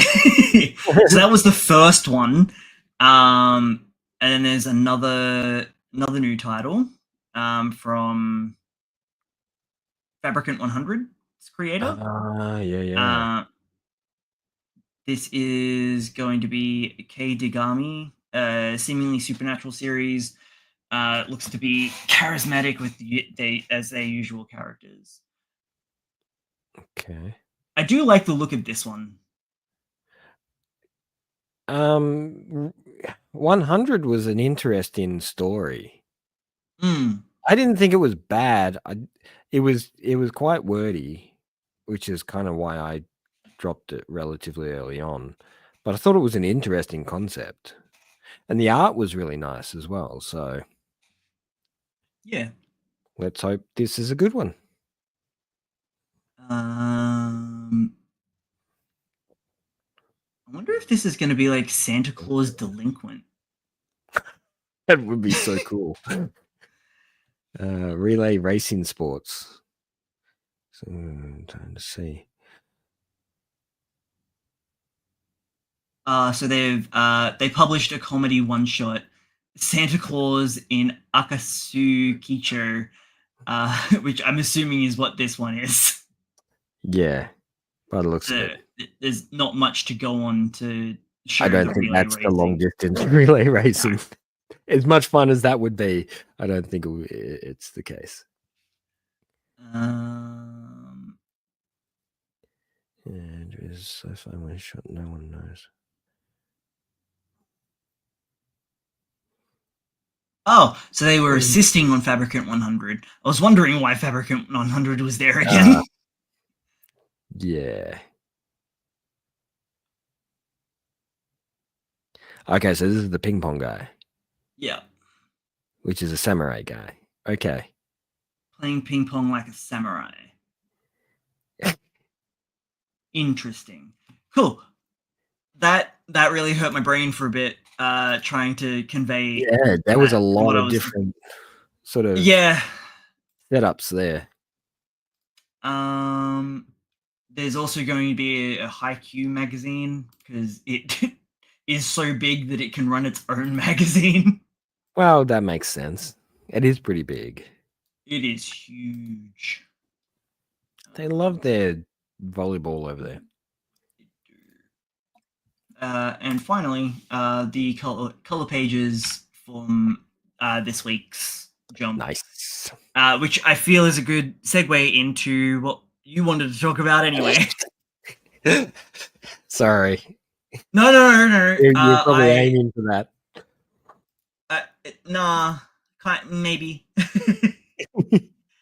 Unintentionally. Honestly, when I was looking at the new titles thing, I just broke because it was conveyed in such a different way than usual and had so much information. There's a lot going on. I'm like trying to keep talking while looking at it, and my brain just shut down. Right.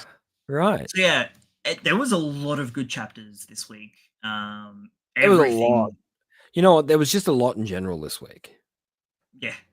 I didn't actually get to finish Otia. I think that was the only one that I didn't, and it was through no fault of its own. I just had a lot to read between physical and all the digital stuff I read.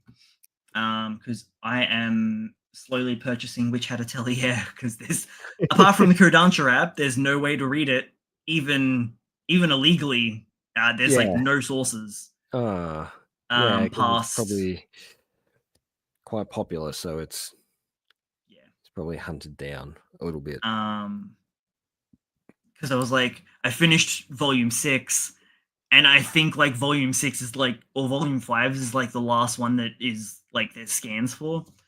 And I had put the order in at work, and I'm like, that book 6 left on a cliffhanger. I just want to keep reading. So like searching for it, and I couldn't find anything. So I was like, well, it's coming in. So yeah, there's 12 books out already. Oh, okay. I'm just like, because we don't stock all of them. So I'm like ordering them in bit slowly. by bit. Yeah. Bit by bit. Right. So stuff you did read that I know you read. This this you would this is like high up on your rank of things to read, and we're like mid battle, man. This is a massive battle going on at the moment, and it's probably going to cover. But it kind of feels like Exorcist One Punch Man. No, it's not exactly, but it's close. He does seem he's the ultimate Exorcist, right? Yeah, he comes in clutch a lot, doesn't he? He just turns up and except for the last time he fought this dude. Well, yeah, this guy's the big bad though, or one of the big bads. It's been going pretty hard the last few chapters, but this was pretty dang cool. Yeah. I think last chapter was more on the hard-boiled scale. Like, it was hard-boiled. This was just real badass, throwing hands, coming off the Yeah. back of the little training arc that he did. Yeah, last chapter was a lot of stabbing and holes. It was so much like people getting stabbed and coughing up blood and just Yeah. being like what is it, like determination and powering through, Yeah, like yeah. real Just shonen a flesh wound. dude. You have been run through and you're bleeding out. He's like, nah, it's Nah, fine. I'm a cross I paladin. I got this. powers of friendship are behind me. It's and it's probably the most shonen series that's currently running. Yeah. Of the new stuff that's sort of happening. Me and Robico got a cover page again. I really like it. I don't read it, but what? Who cares? Like It's really cute. they could honestly just make an entire book of just the covers. Yeah. And people would love them because you can tell what most of them are about. What is that? I don't know. Hang Dude, on. don't just go doing that. No, I did the same thing. I was like, wait, what is that? What do you no, what come on.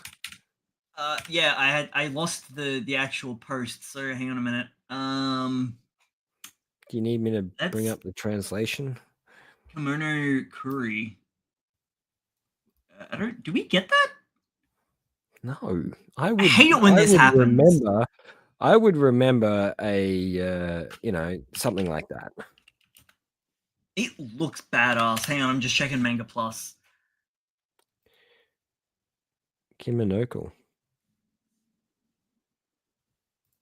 Maybe. Just depends on the mysterious land. No, I don't think we get that because I would remember someone with dinosaur bones. So wrapped around. cool. It looks. I want cool.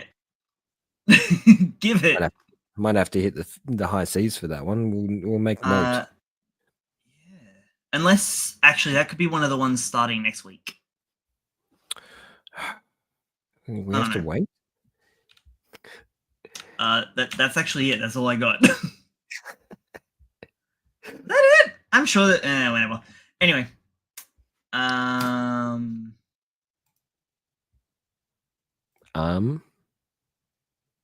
Spread opening page. Okay. We're starting down the bottom, man. We're starting down the bottom.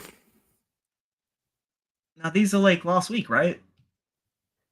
No, well, we had like chapter 3 of Time God.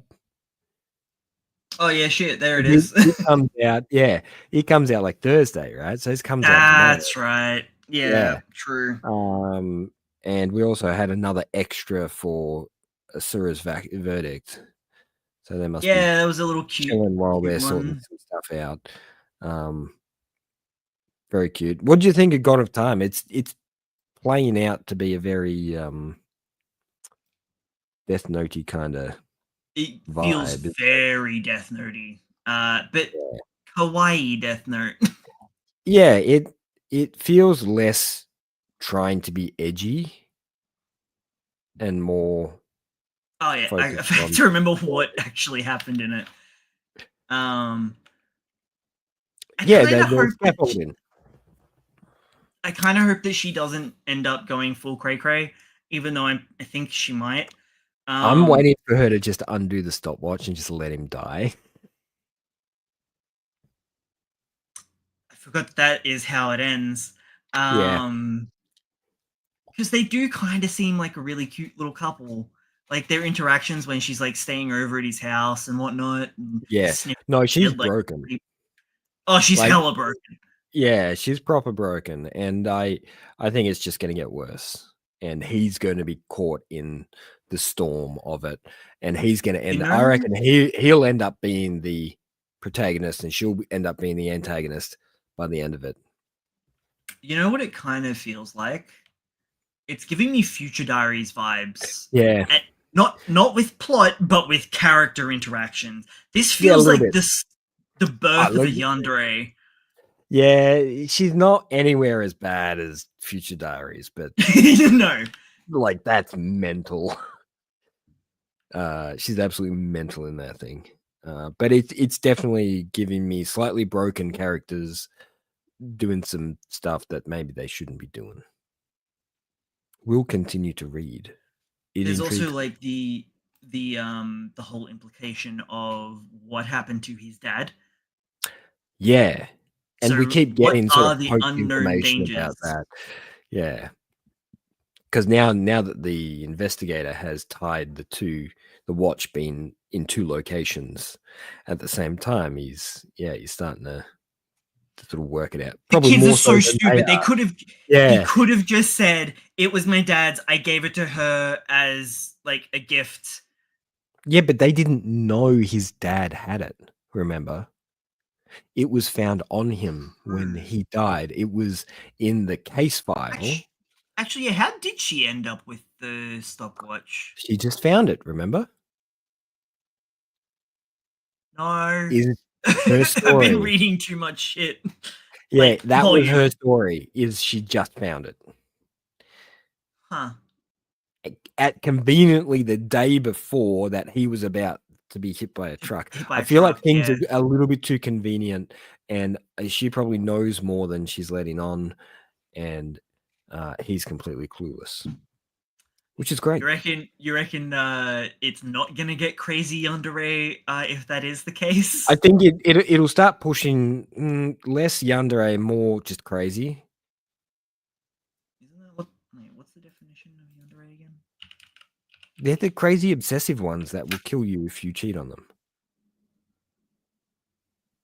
Yeah, but Or even if you talk to another girl, they just go fucking mental.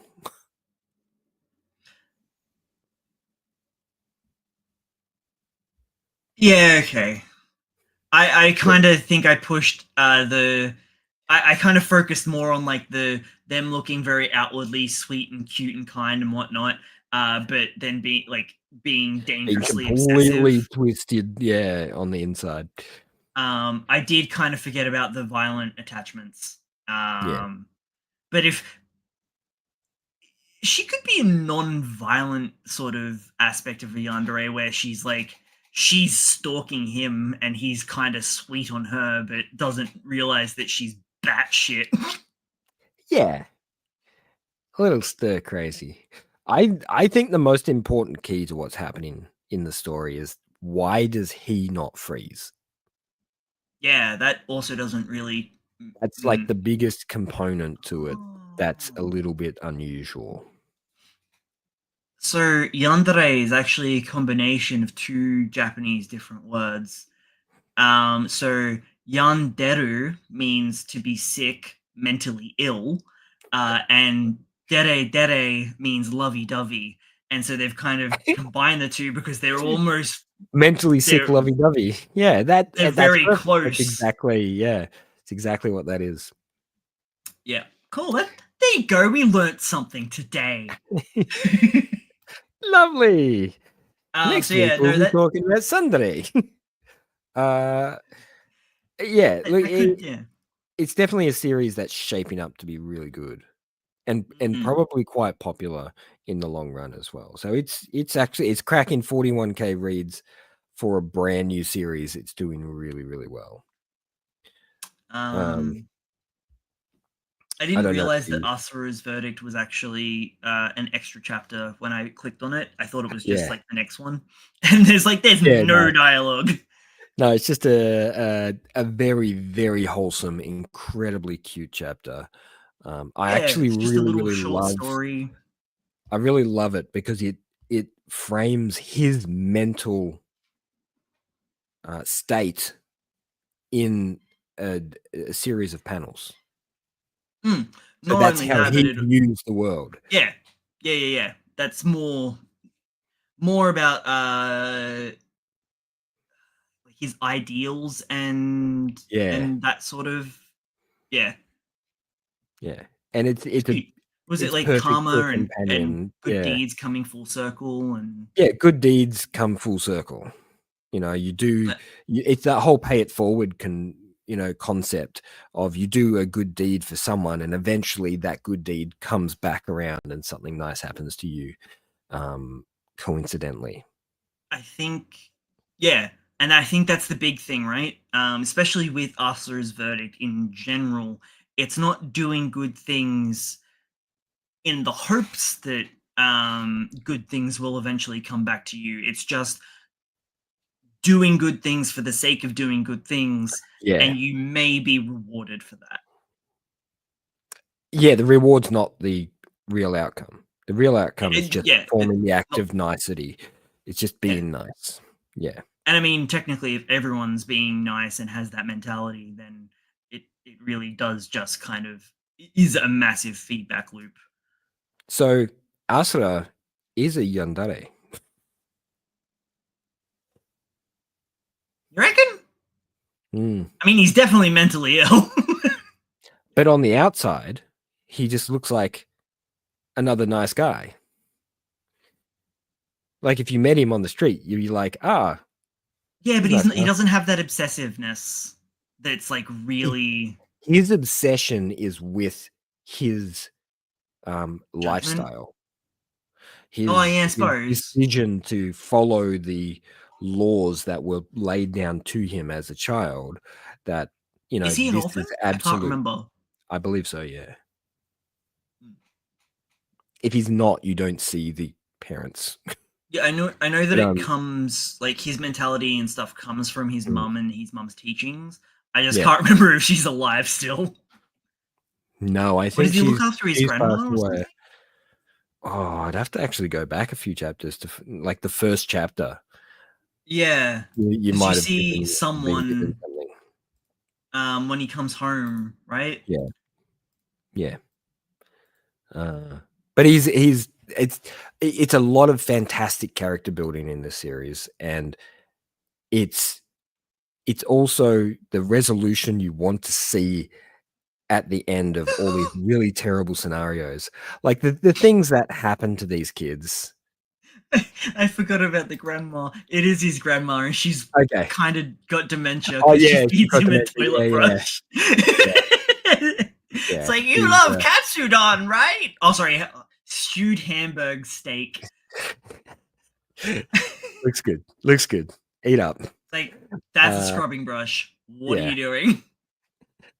I forgot all Yeah. about It's that. got that really quirky cuteness to it, and then it just turns like it's Really got dark, it, really it fast. covers so much in the sense of bullying, in the sense of child abuse, in the sense of suicide, and all that sort of stuff is covered very heavily in such a short span of time. Like, how many chapters are we laid out on this thing now? It's really not that much. Got a big fat Uh, disclaimer on that. Like 13, but with 13, 3 12. extra chapters. Yeah, so 10 chapters, and it's Oh, brutal. 13 chapters, like numbered, but then you've got 3 EX chapters as well. So technically 16. Ah, okay. Yeah, I see what you mean there. Yep, yep. Yeah, because the extras are, yeah. Okay. Well, but only one of the EX chapters is actually like a little short story. The others Yeah. are just like really, really beautiful art. Oh yeah, they did a couple of weeks of just, yeah, some cover style designs and stuff. Look at this creepy thing crying eyeballs. Yeah. That one's cool. I love the fact that you get like that little one-page snippet of what's happening to them in hell. Like, And oh no, it's that's so the. good. Oh no, this is it. Yeah. Oh wait, did we get? No, that's the previous week. Yeah, Yeah, it's been 2 there was. extras pretty much in a There has row. been 2 short stories, but I thought there was another one there was just art that was different to this one. I thought there was too. Yeah. Okay. Oh. Weird. Anyway, Yeah, good moving series. on. Moving Yeah, on. Kaiju number 8. Now you told me there's only 2 chapters left, right? I did. I did tell you this. There is only 2 chapters left. I don't know if that's from the one that just dropped, and then there's 2 more, or if that's including the one that just dropped. Surely enough, it's 2 more. I hope it's 2 They more couldn't because I would they like an couldn't fill epilogue. it out with 1 more chapter. They couldn't. It's gotta be there's gotta be a little bit of something afterwards. Hopefully.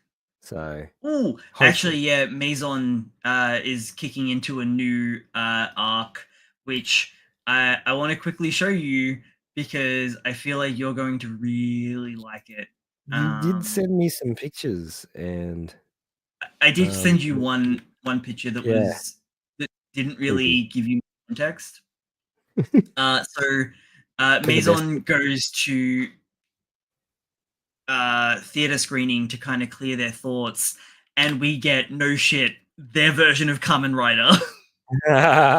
Nice.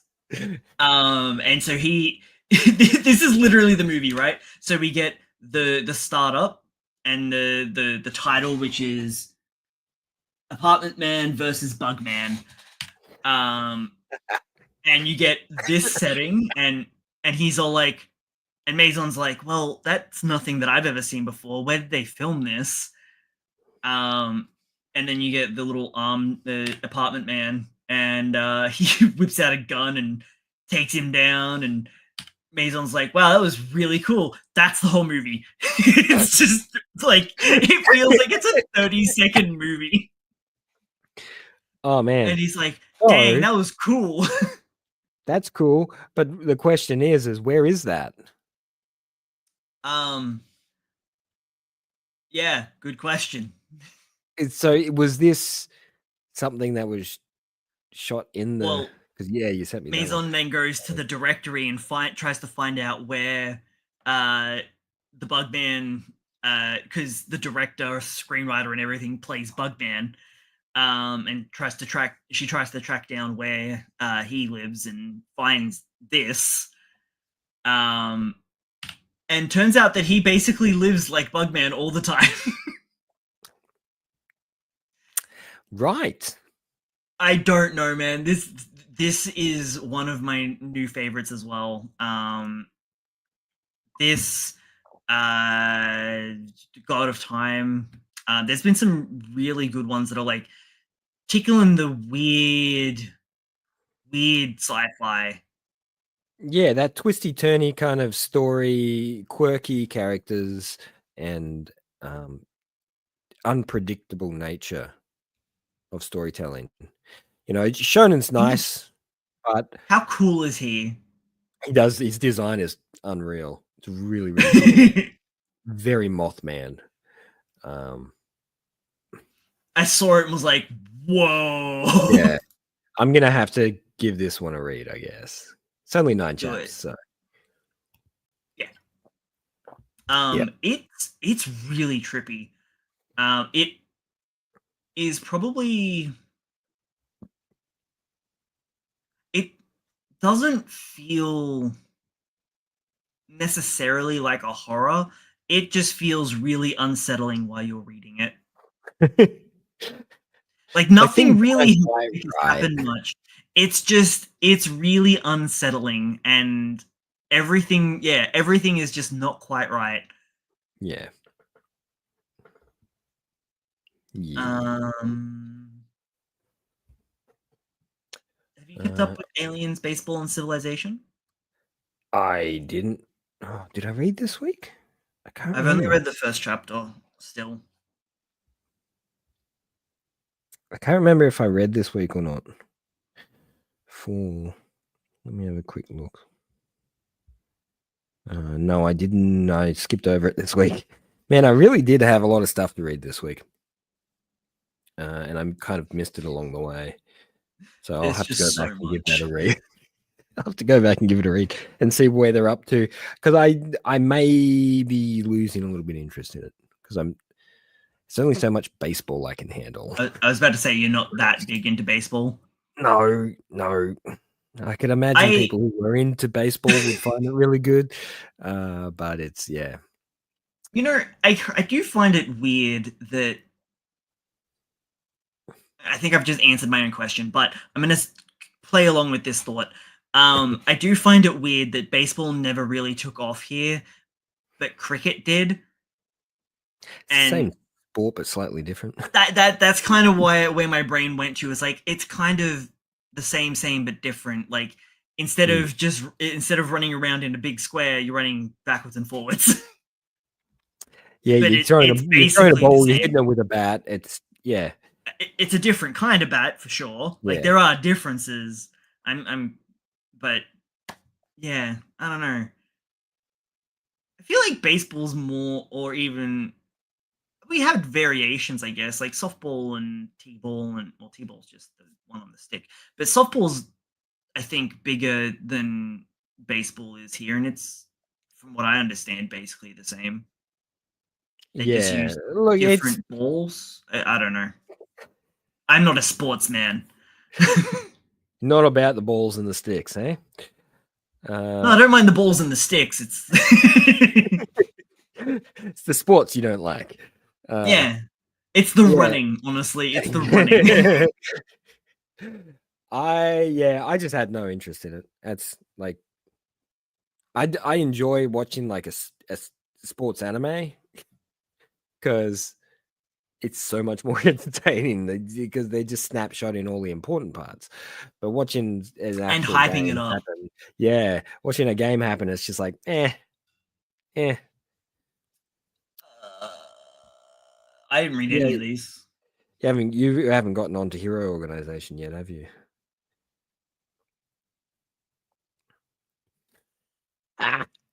Every week. I reckon it's every week I ask you the same question. And you're just like, yeah, I'll get around to that. Get around to 28 weeks later. 28 weeks later. That's fine. That's fine. Scooching up. Embers. You didn't read Embers, and I sent you that really cool picture. That did not look like Embers. That was the visualization of him blinding the enemy. Like you know how we started the series with those big sort of character creatures wrapped around him and all that. It's the same sort of thing where it's sort of a visualization. But when you said it was Embers, I was like, oh, okay, it's another visualization thing. Yeah. But it's still like crazy visualization. He kind of looked like the blind guy from Kagurabachi, and because of the whole blinding thing, I was like, I'm sure I read this chapter of Kagurabachi. It does. Like, it looks like a page pulled out of Kagurabachi. Actually, it's just brutal, and I think if you click on it, I just feel like the artwork in this most recent chapter feels much grittier than the previous chapters. It's kind of like 18 chapters already. Yeah, they're plodding along. You stopped at like chapter 3 or something. And it's the early stuff was like really gritty, and then it eased off and became sort of semi-cutie, and then it's gone which is back. Kind of where I started, because they were like fully into the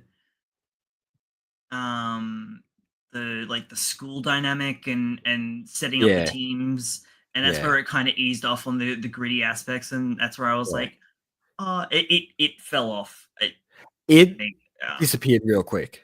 So that school component disappeared real quick, and they went straight into playing games. They've gone, okay, people are here for soccer, so let's just we'll do a little tiny training arc in here, and we'll explain the new thing that we're going to be doing. And then it's the same thing I did with Marshall King, and they also fucked the school off really quick with that too. Yeah, because they're just like, I don't know where this animosity for school settings is coming from. Because we've seen them too many times now.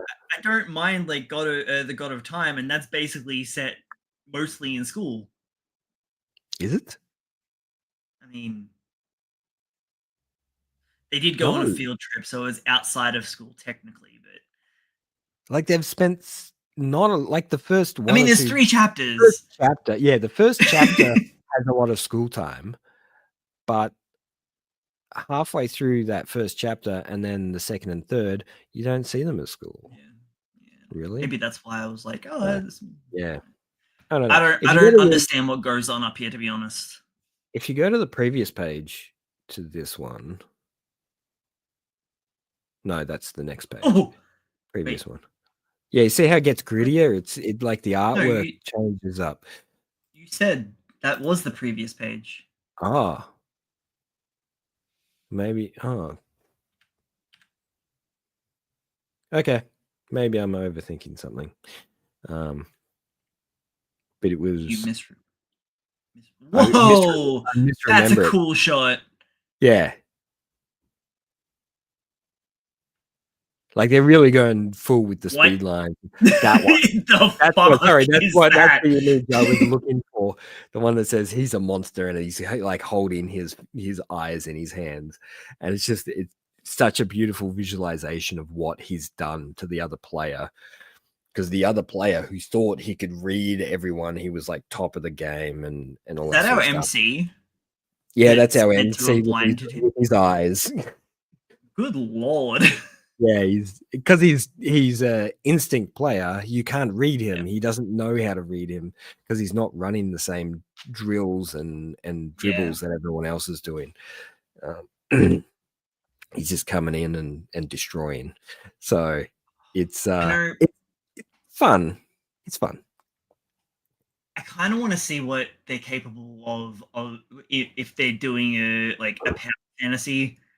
I Because would love to see these guys to do a power, like a full proper, like Jujutsu Kaisen style power yeah, fantasy environment where they're that looks really so pushing the nice. boundaries of their visual style, because it's clear that they are very, very good at portraying action and Even horror almost. Like look at those horror like hands. imagery. Like they can do horror like imagery really, really well. Yeah, their hands are a little bit off sometimes. Oh no, these ones here, where they're kind of like Oh, yeah. reaching I through the thought you were darkness. referring to the tiny hands that he has. I'm not seeing tiny hands. Yeah, I see tiny Yeah, hands, but but you yeah, you hyper focus on that shit. Anyway, I see hands. Next. yeah. We already talked about your ultimate Yeah, Kyoshi.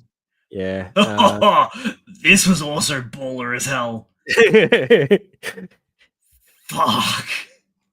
It's like every week though, they seem to be sort of pounding along and Oh, that's right. I missed last week's chapter, so I jumped into this and was like, "Wait, what's going on?"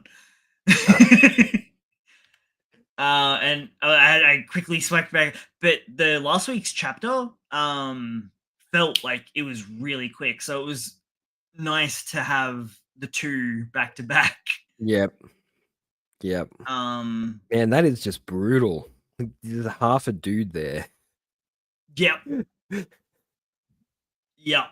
Hang on, let me. I will say something that their artwork is growing exponentially. Like There he is. Poor like Julian. the work was good in the first few chapters, but compared to now, like we're talking within a span of months that their work has just grown so much in their not visual style and their not to clarity and their dissuade vision. them. Not to diminish, sorry, not to diminish their efforts at growth, but I wonder if they've actually got more help now. Oh yeah, definitely. Yeah. Definitely. So Or new help.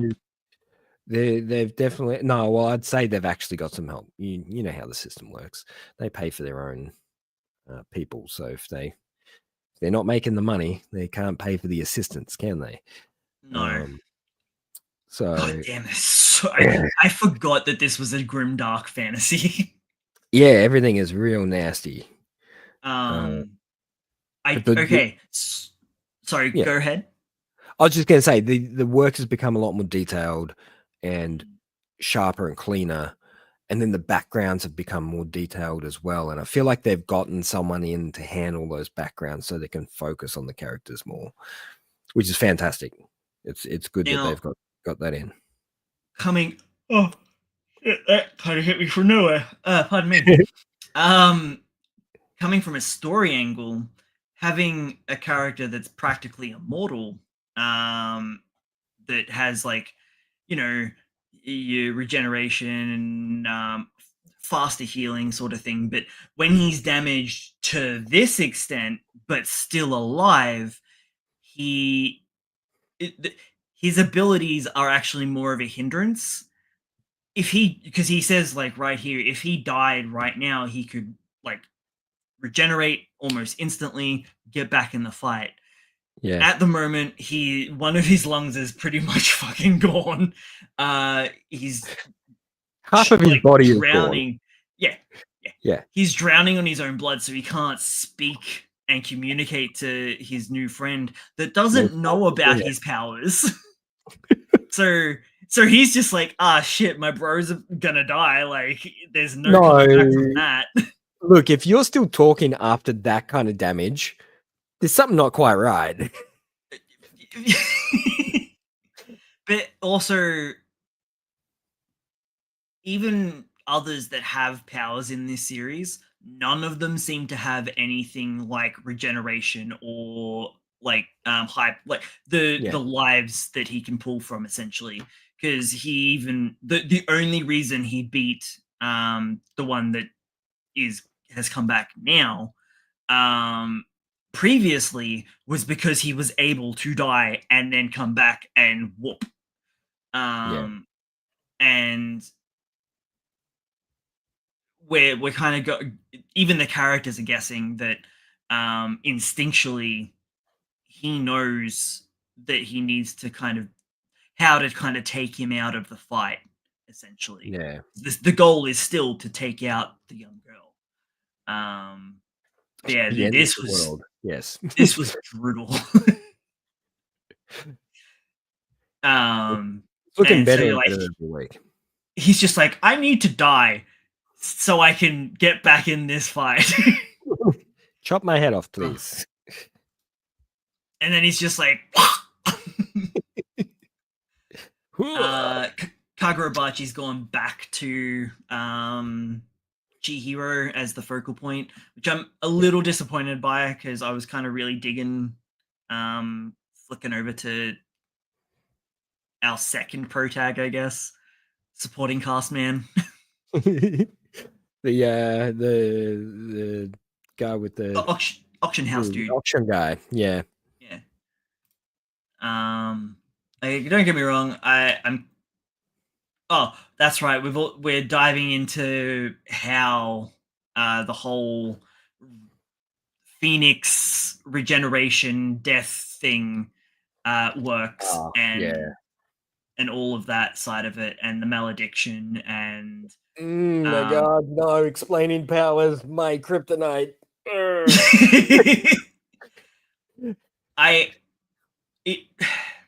So it was kind of necessary, and they don't really go into it for too much. Like, it's pretty much maybe 2-3 pages, and it's tying in all over again. It's tying in what's happening back with the other character, because it was something that I kind of thought about. If he has these regeneration abilities, but all of the sword wielders need to die, like if they kill the sword wielder that's gone crazy, everyone else of the sword wielders that aren't assholes, they'll die by extension. And so what Shimura,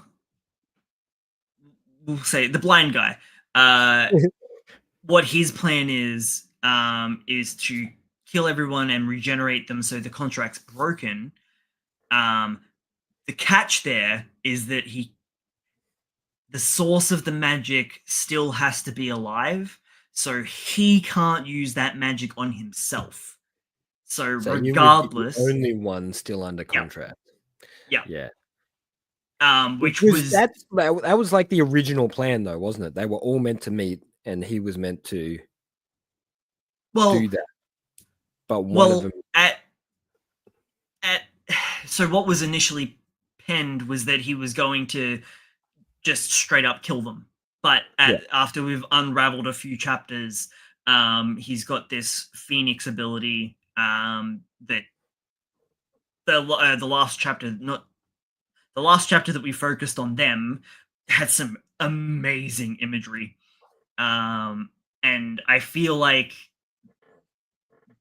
that power in particular kind of needed that asterisk explain because otherwise it's like, well, why doesn't he just do that? And Yeah. like, and no one has to die except for the crazy man, um, the war criminal, and Yeah. So he's essentially taking all of the burden on himself now, which always was the case, but now we understand why and how he's planning to go about it without killing all of his bros. Yeah. Yeah.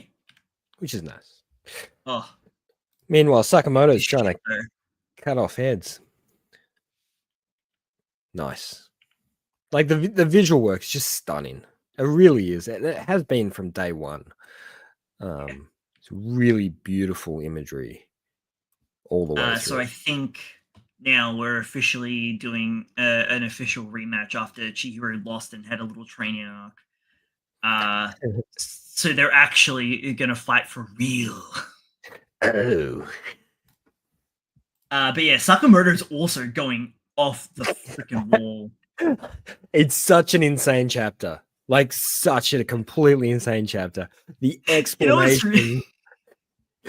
It's really funny because I've recently heard so much about this theory because it's theoretically possible for you to run into a wall, and if the molecules of the wall and your molecules in your body hit in a certain way, you can no clip through a hard surface. Yeah, the math according to quantum mechanics, I think it is. Yes, yeah. Quantum physics. Yeah. Basically, all the molecules need to be in a certain position at the same time to gateway their way through a surface. It's like 0.000000001%. Infinite number almost. It's so infinitesimal that it is practically impossible to happen.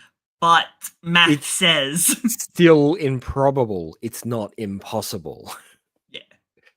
And because it's still mathematically possible, we get it happening in this chapter, which is just phenomenal. Like the way he's just standing there going, what the fuck did just happen? I swear my head got chopped off.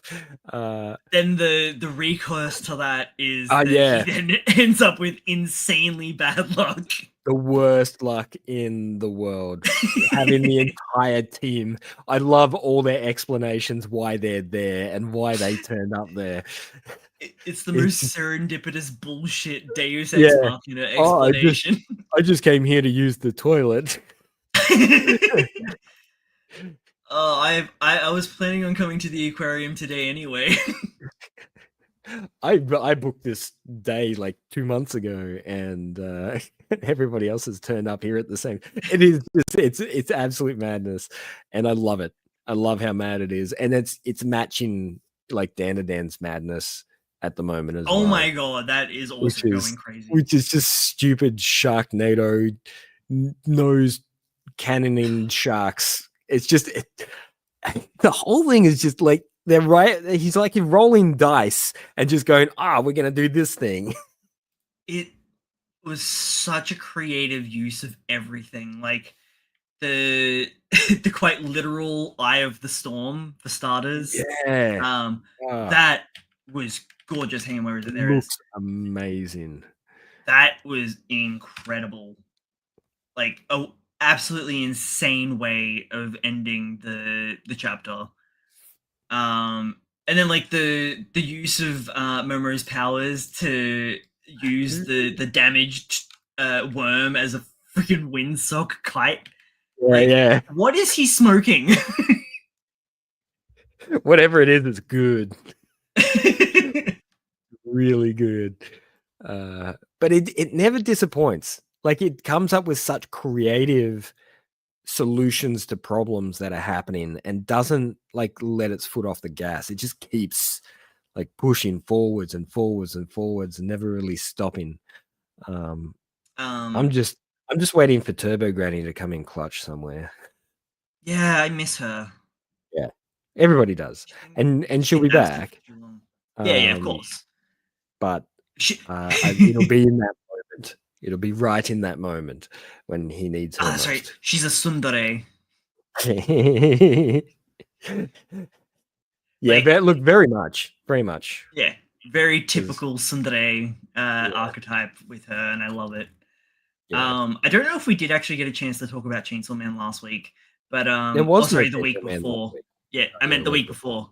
before. Yeah. I was thinking last chapter, but we didn't have. We I didn't quite. think we did briefly talk about, the head. Yeah. And typical The Fujimoto fashion, he did pull a fast one that I don't think anyone saw coming. Nah, Um, there's no way anybody could have seen that coming. like everyone was there was theorizing, like people talking about whether or not it was Denji's father or if it was his own Denji's face going to head, be yeah. reflected back at him. But like almost the beginning of part two, sorry. We go back to like when Denji saved the cat and let some dude Yeah, die. like chapter 6 or something like that. It was like, Then what? they extend back to a very non-consequential, like, Actually, was panel, that part two like or was 2 it part panels. one? Part No, it 2. was part two. Yeah, Yeah. Yeah, it's a because he very was sad fighting the part 2. cockroach demon or something. Yeah, just fighting some rando demon, out of nowhere. But I always thought that it was like, I knew it was a very Denji thing to do, was to save the cat instead of the person. Well, it kind of felt like it fell in also with a little bit of like Power's influence with Meowie. Yeah, that's what really sort of, pushed that vibe, like, he would choose a cat over a human, knowing full well that's what Power would do. Specifically over a dude. Yeah. Yeah, if it was a girl, it would have been a different story, I think. Yes. But yes, he of course let that person die, like he let so many people die because, he doesn't really care about people all that much.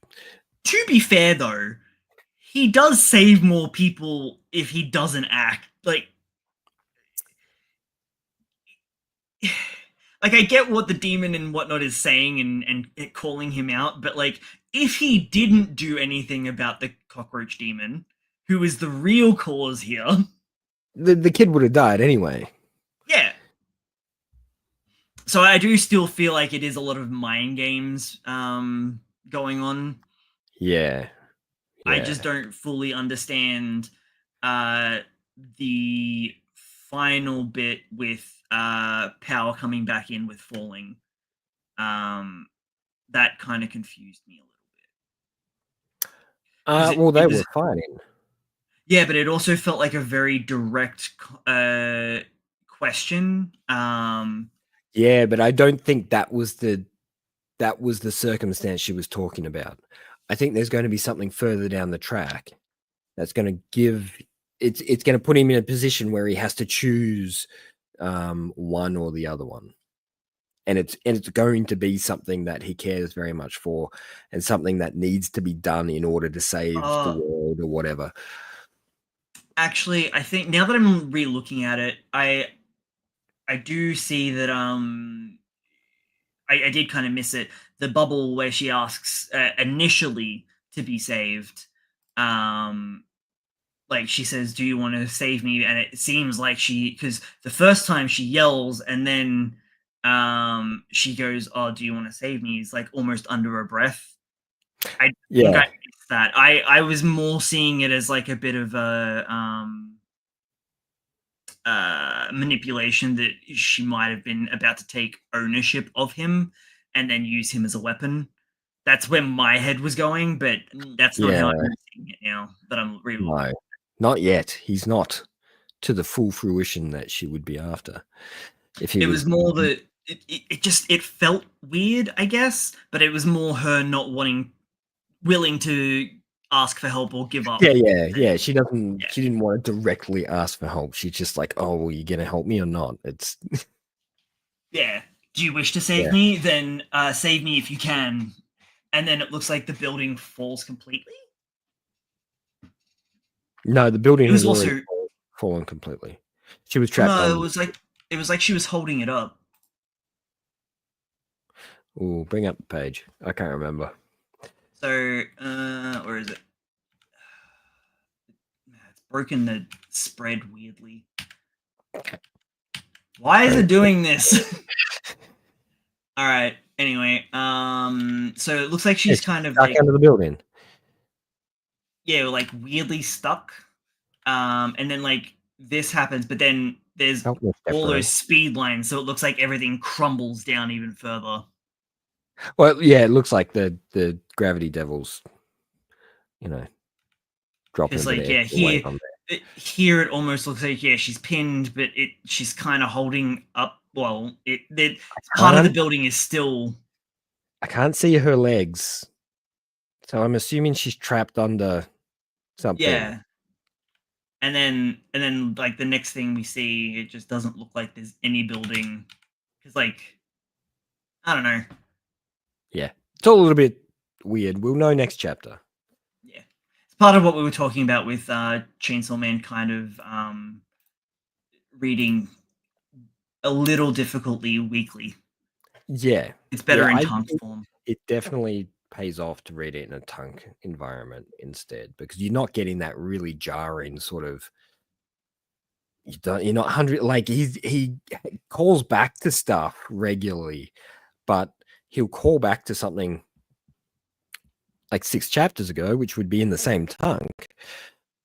But for us, that's 6 weeks ago. No, that's 12 weeks ago, because he releases every 2 weeks. So it's a really long time ago. So it's hard to sometimes take that in and work that out. If you're not rereading a couple back.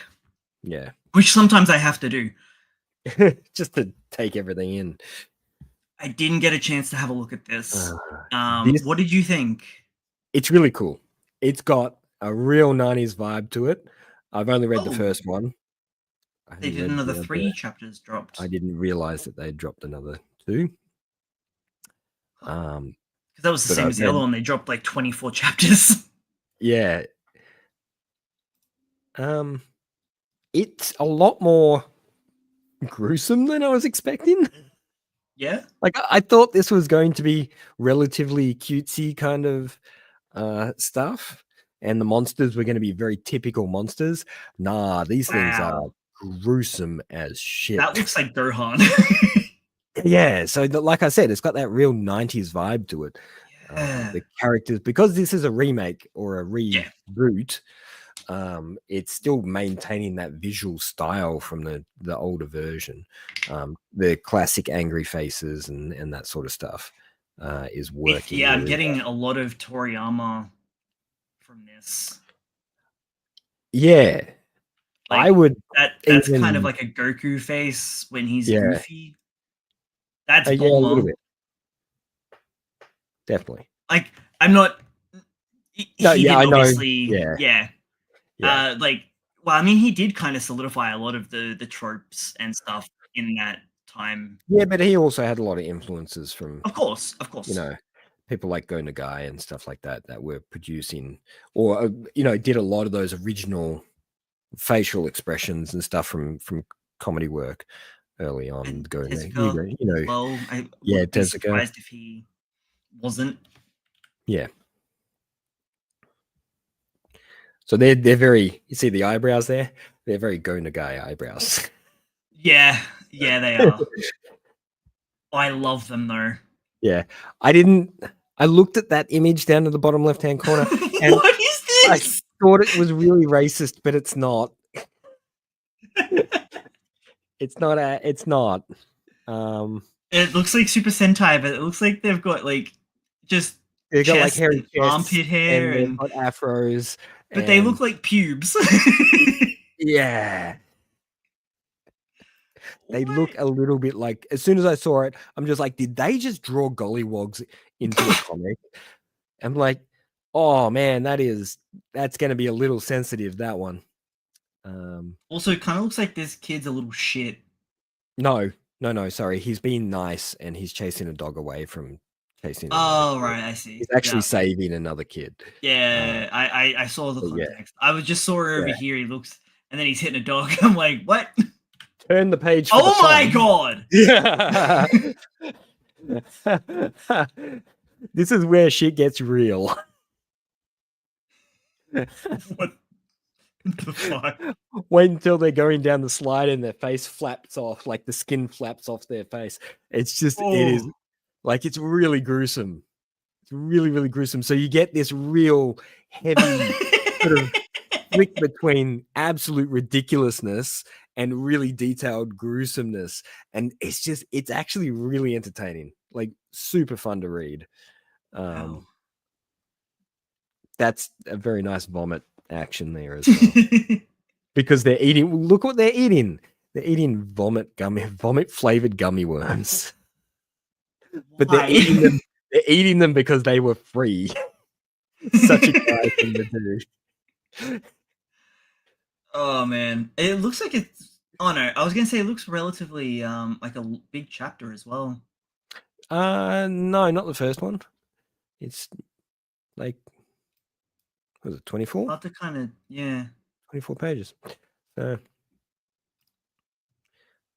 yeah, a lot of fun. I suppose it is a horror manga. Yeah. I wasn't expecting it to be so horror. That's all.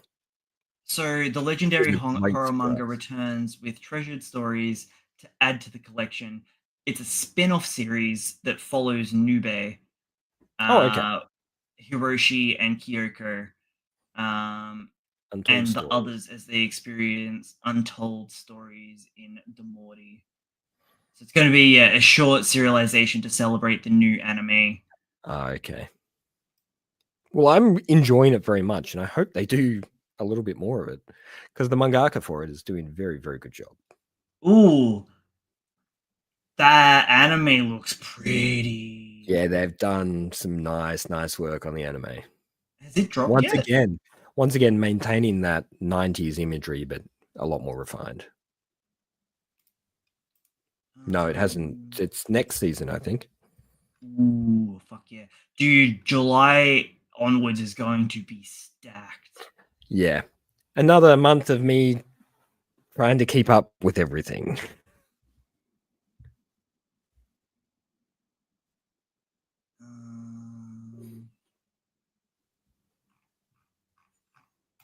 Yeah, that looks really cool. Yeah. Do you know who the studio is? No, I haven't looked into it, actually. I'm like scrolling through quickly to see anything. Names. Got some names. Yeah.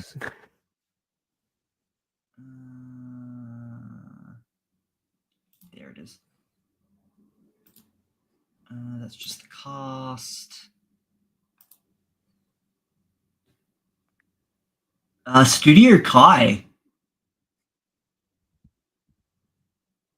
Yeah, name's not sounding too familiar. They also don't have a. Oh yeah, starting July. Cool.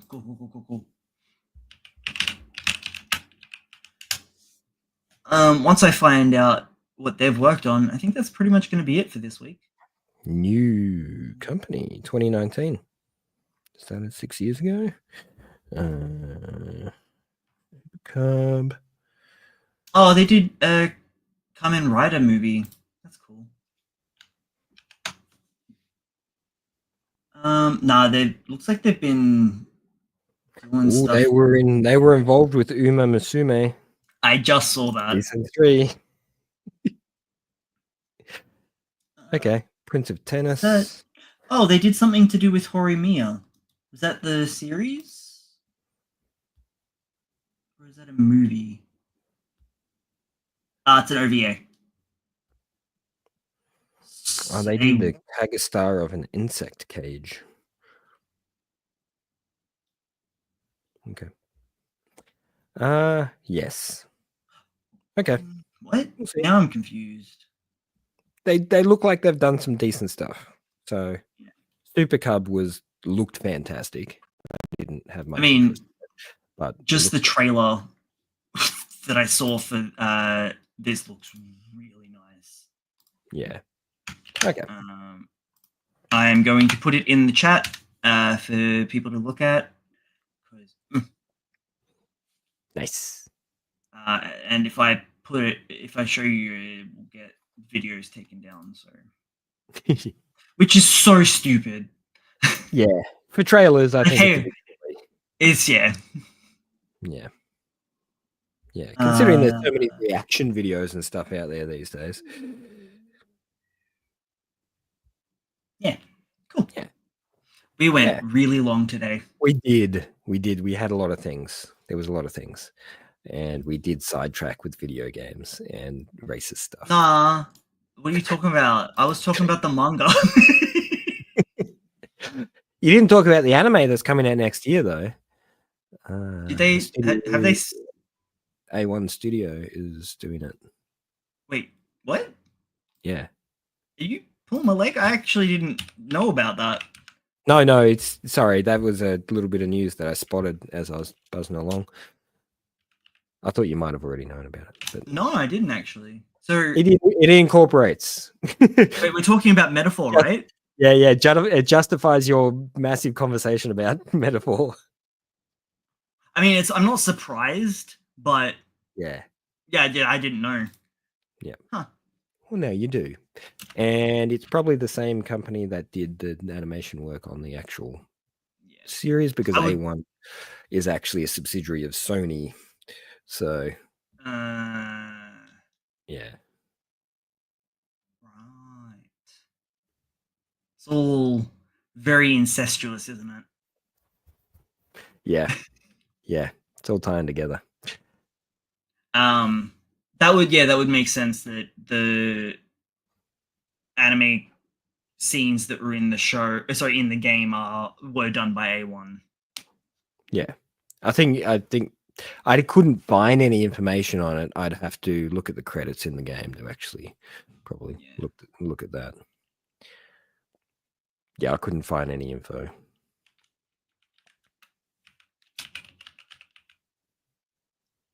But let's do that on our own time. True. Yeah, sorry, I was about to rabbit hole. Get out of here. I know. You were typing. I'm like, no, I gotta stop him now. Starts digging a hole. Yeah, there's no real information about it. I would, but then again, the anime that came out for Persona 5 I don't think they utilized any of the anime cutscenes that were in the game. Well, they did the Persona anime as well. A1. Okay. So, kind of makes sense. It's really hard to compare the two because you spend so much goddamn time with them in games. Yeah. And so it's like 100+ hours that you spent with these characters and all the time that you get to flesh out each and every one of them versus 12 or 24 episodes that they've got to cram all that into. So there's a lot that hits the cutting room floor. Oh, yeah, there is a bit, but at the same time, you don't have to grind in the anime. True. Because it's like I absolutely adored everything to do with like The World Ends With You, but the anime doesn't hit the same because it's a 60, 80+ hour game versus a 12 episode attachment. Yeah.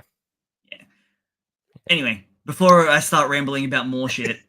Yes, let's get out of here. Let's get out of here, man. Thank you for staying with us for the extra long episode. We'll see you next week at 8 p.m. Australian Eastern Standard Time, where we will talk about all manga and anime news and video games that are related. In some way or shape or form, yes. Make sure to do the like, comment, and subscribe things. And we'll share us with your friends. Do it, please. Yeah, come on. I need help to keep the lights on. Need the validation. That's a lie. We don't get paid for this. No, of course not. But we could if you shared us with your friends. Nighty Night Node Burger. Yeah. And everyone else. I've been Brad. I've been Logan. We'll see you next week. Shavy Ooh. balls.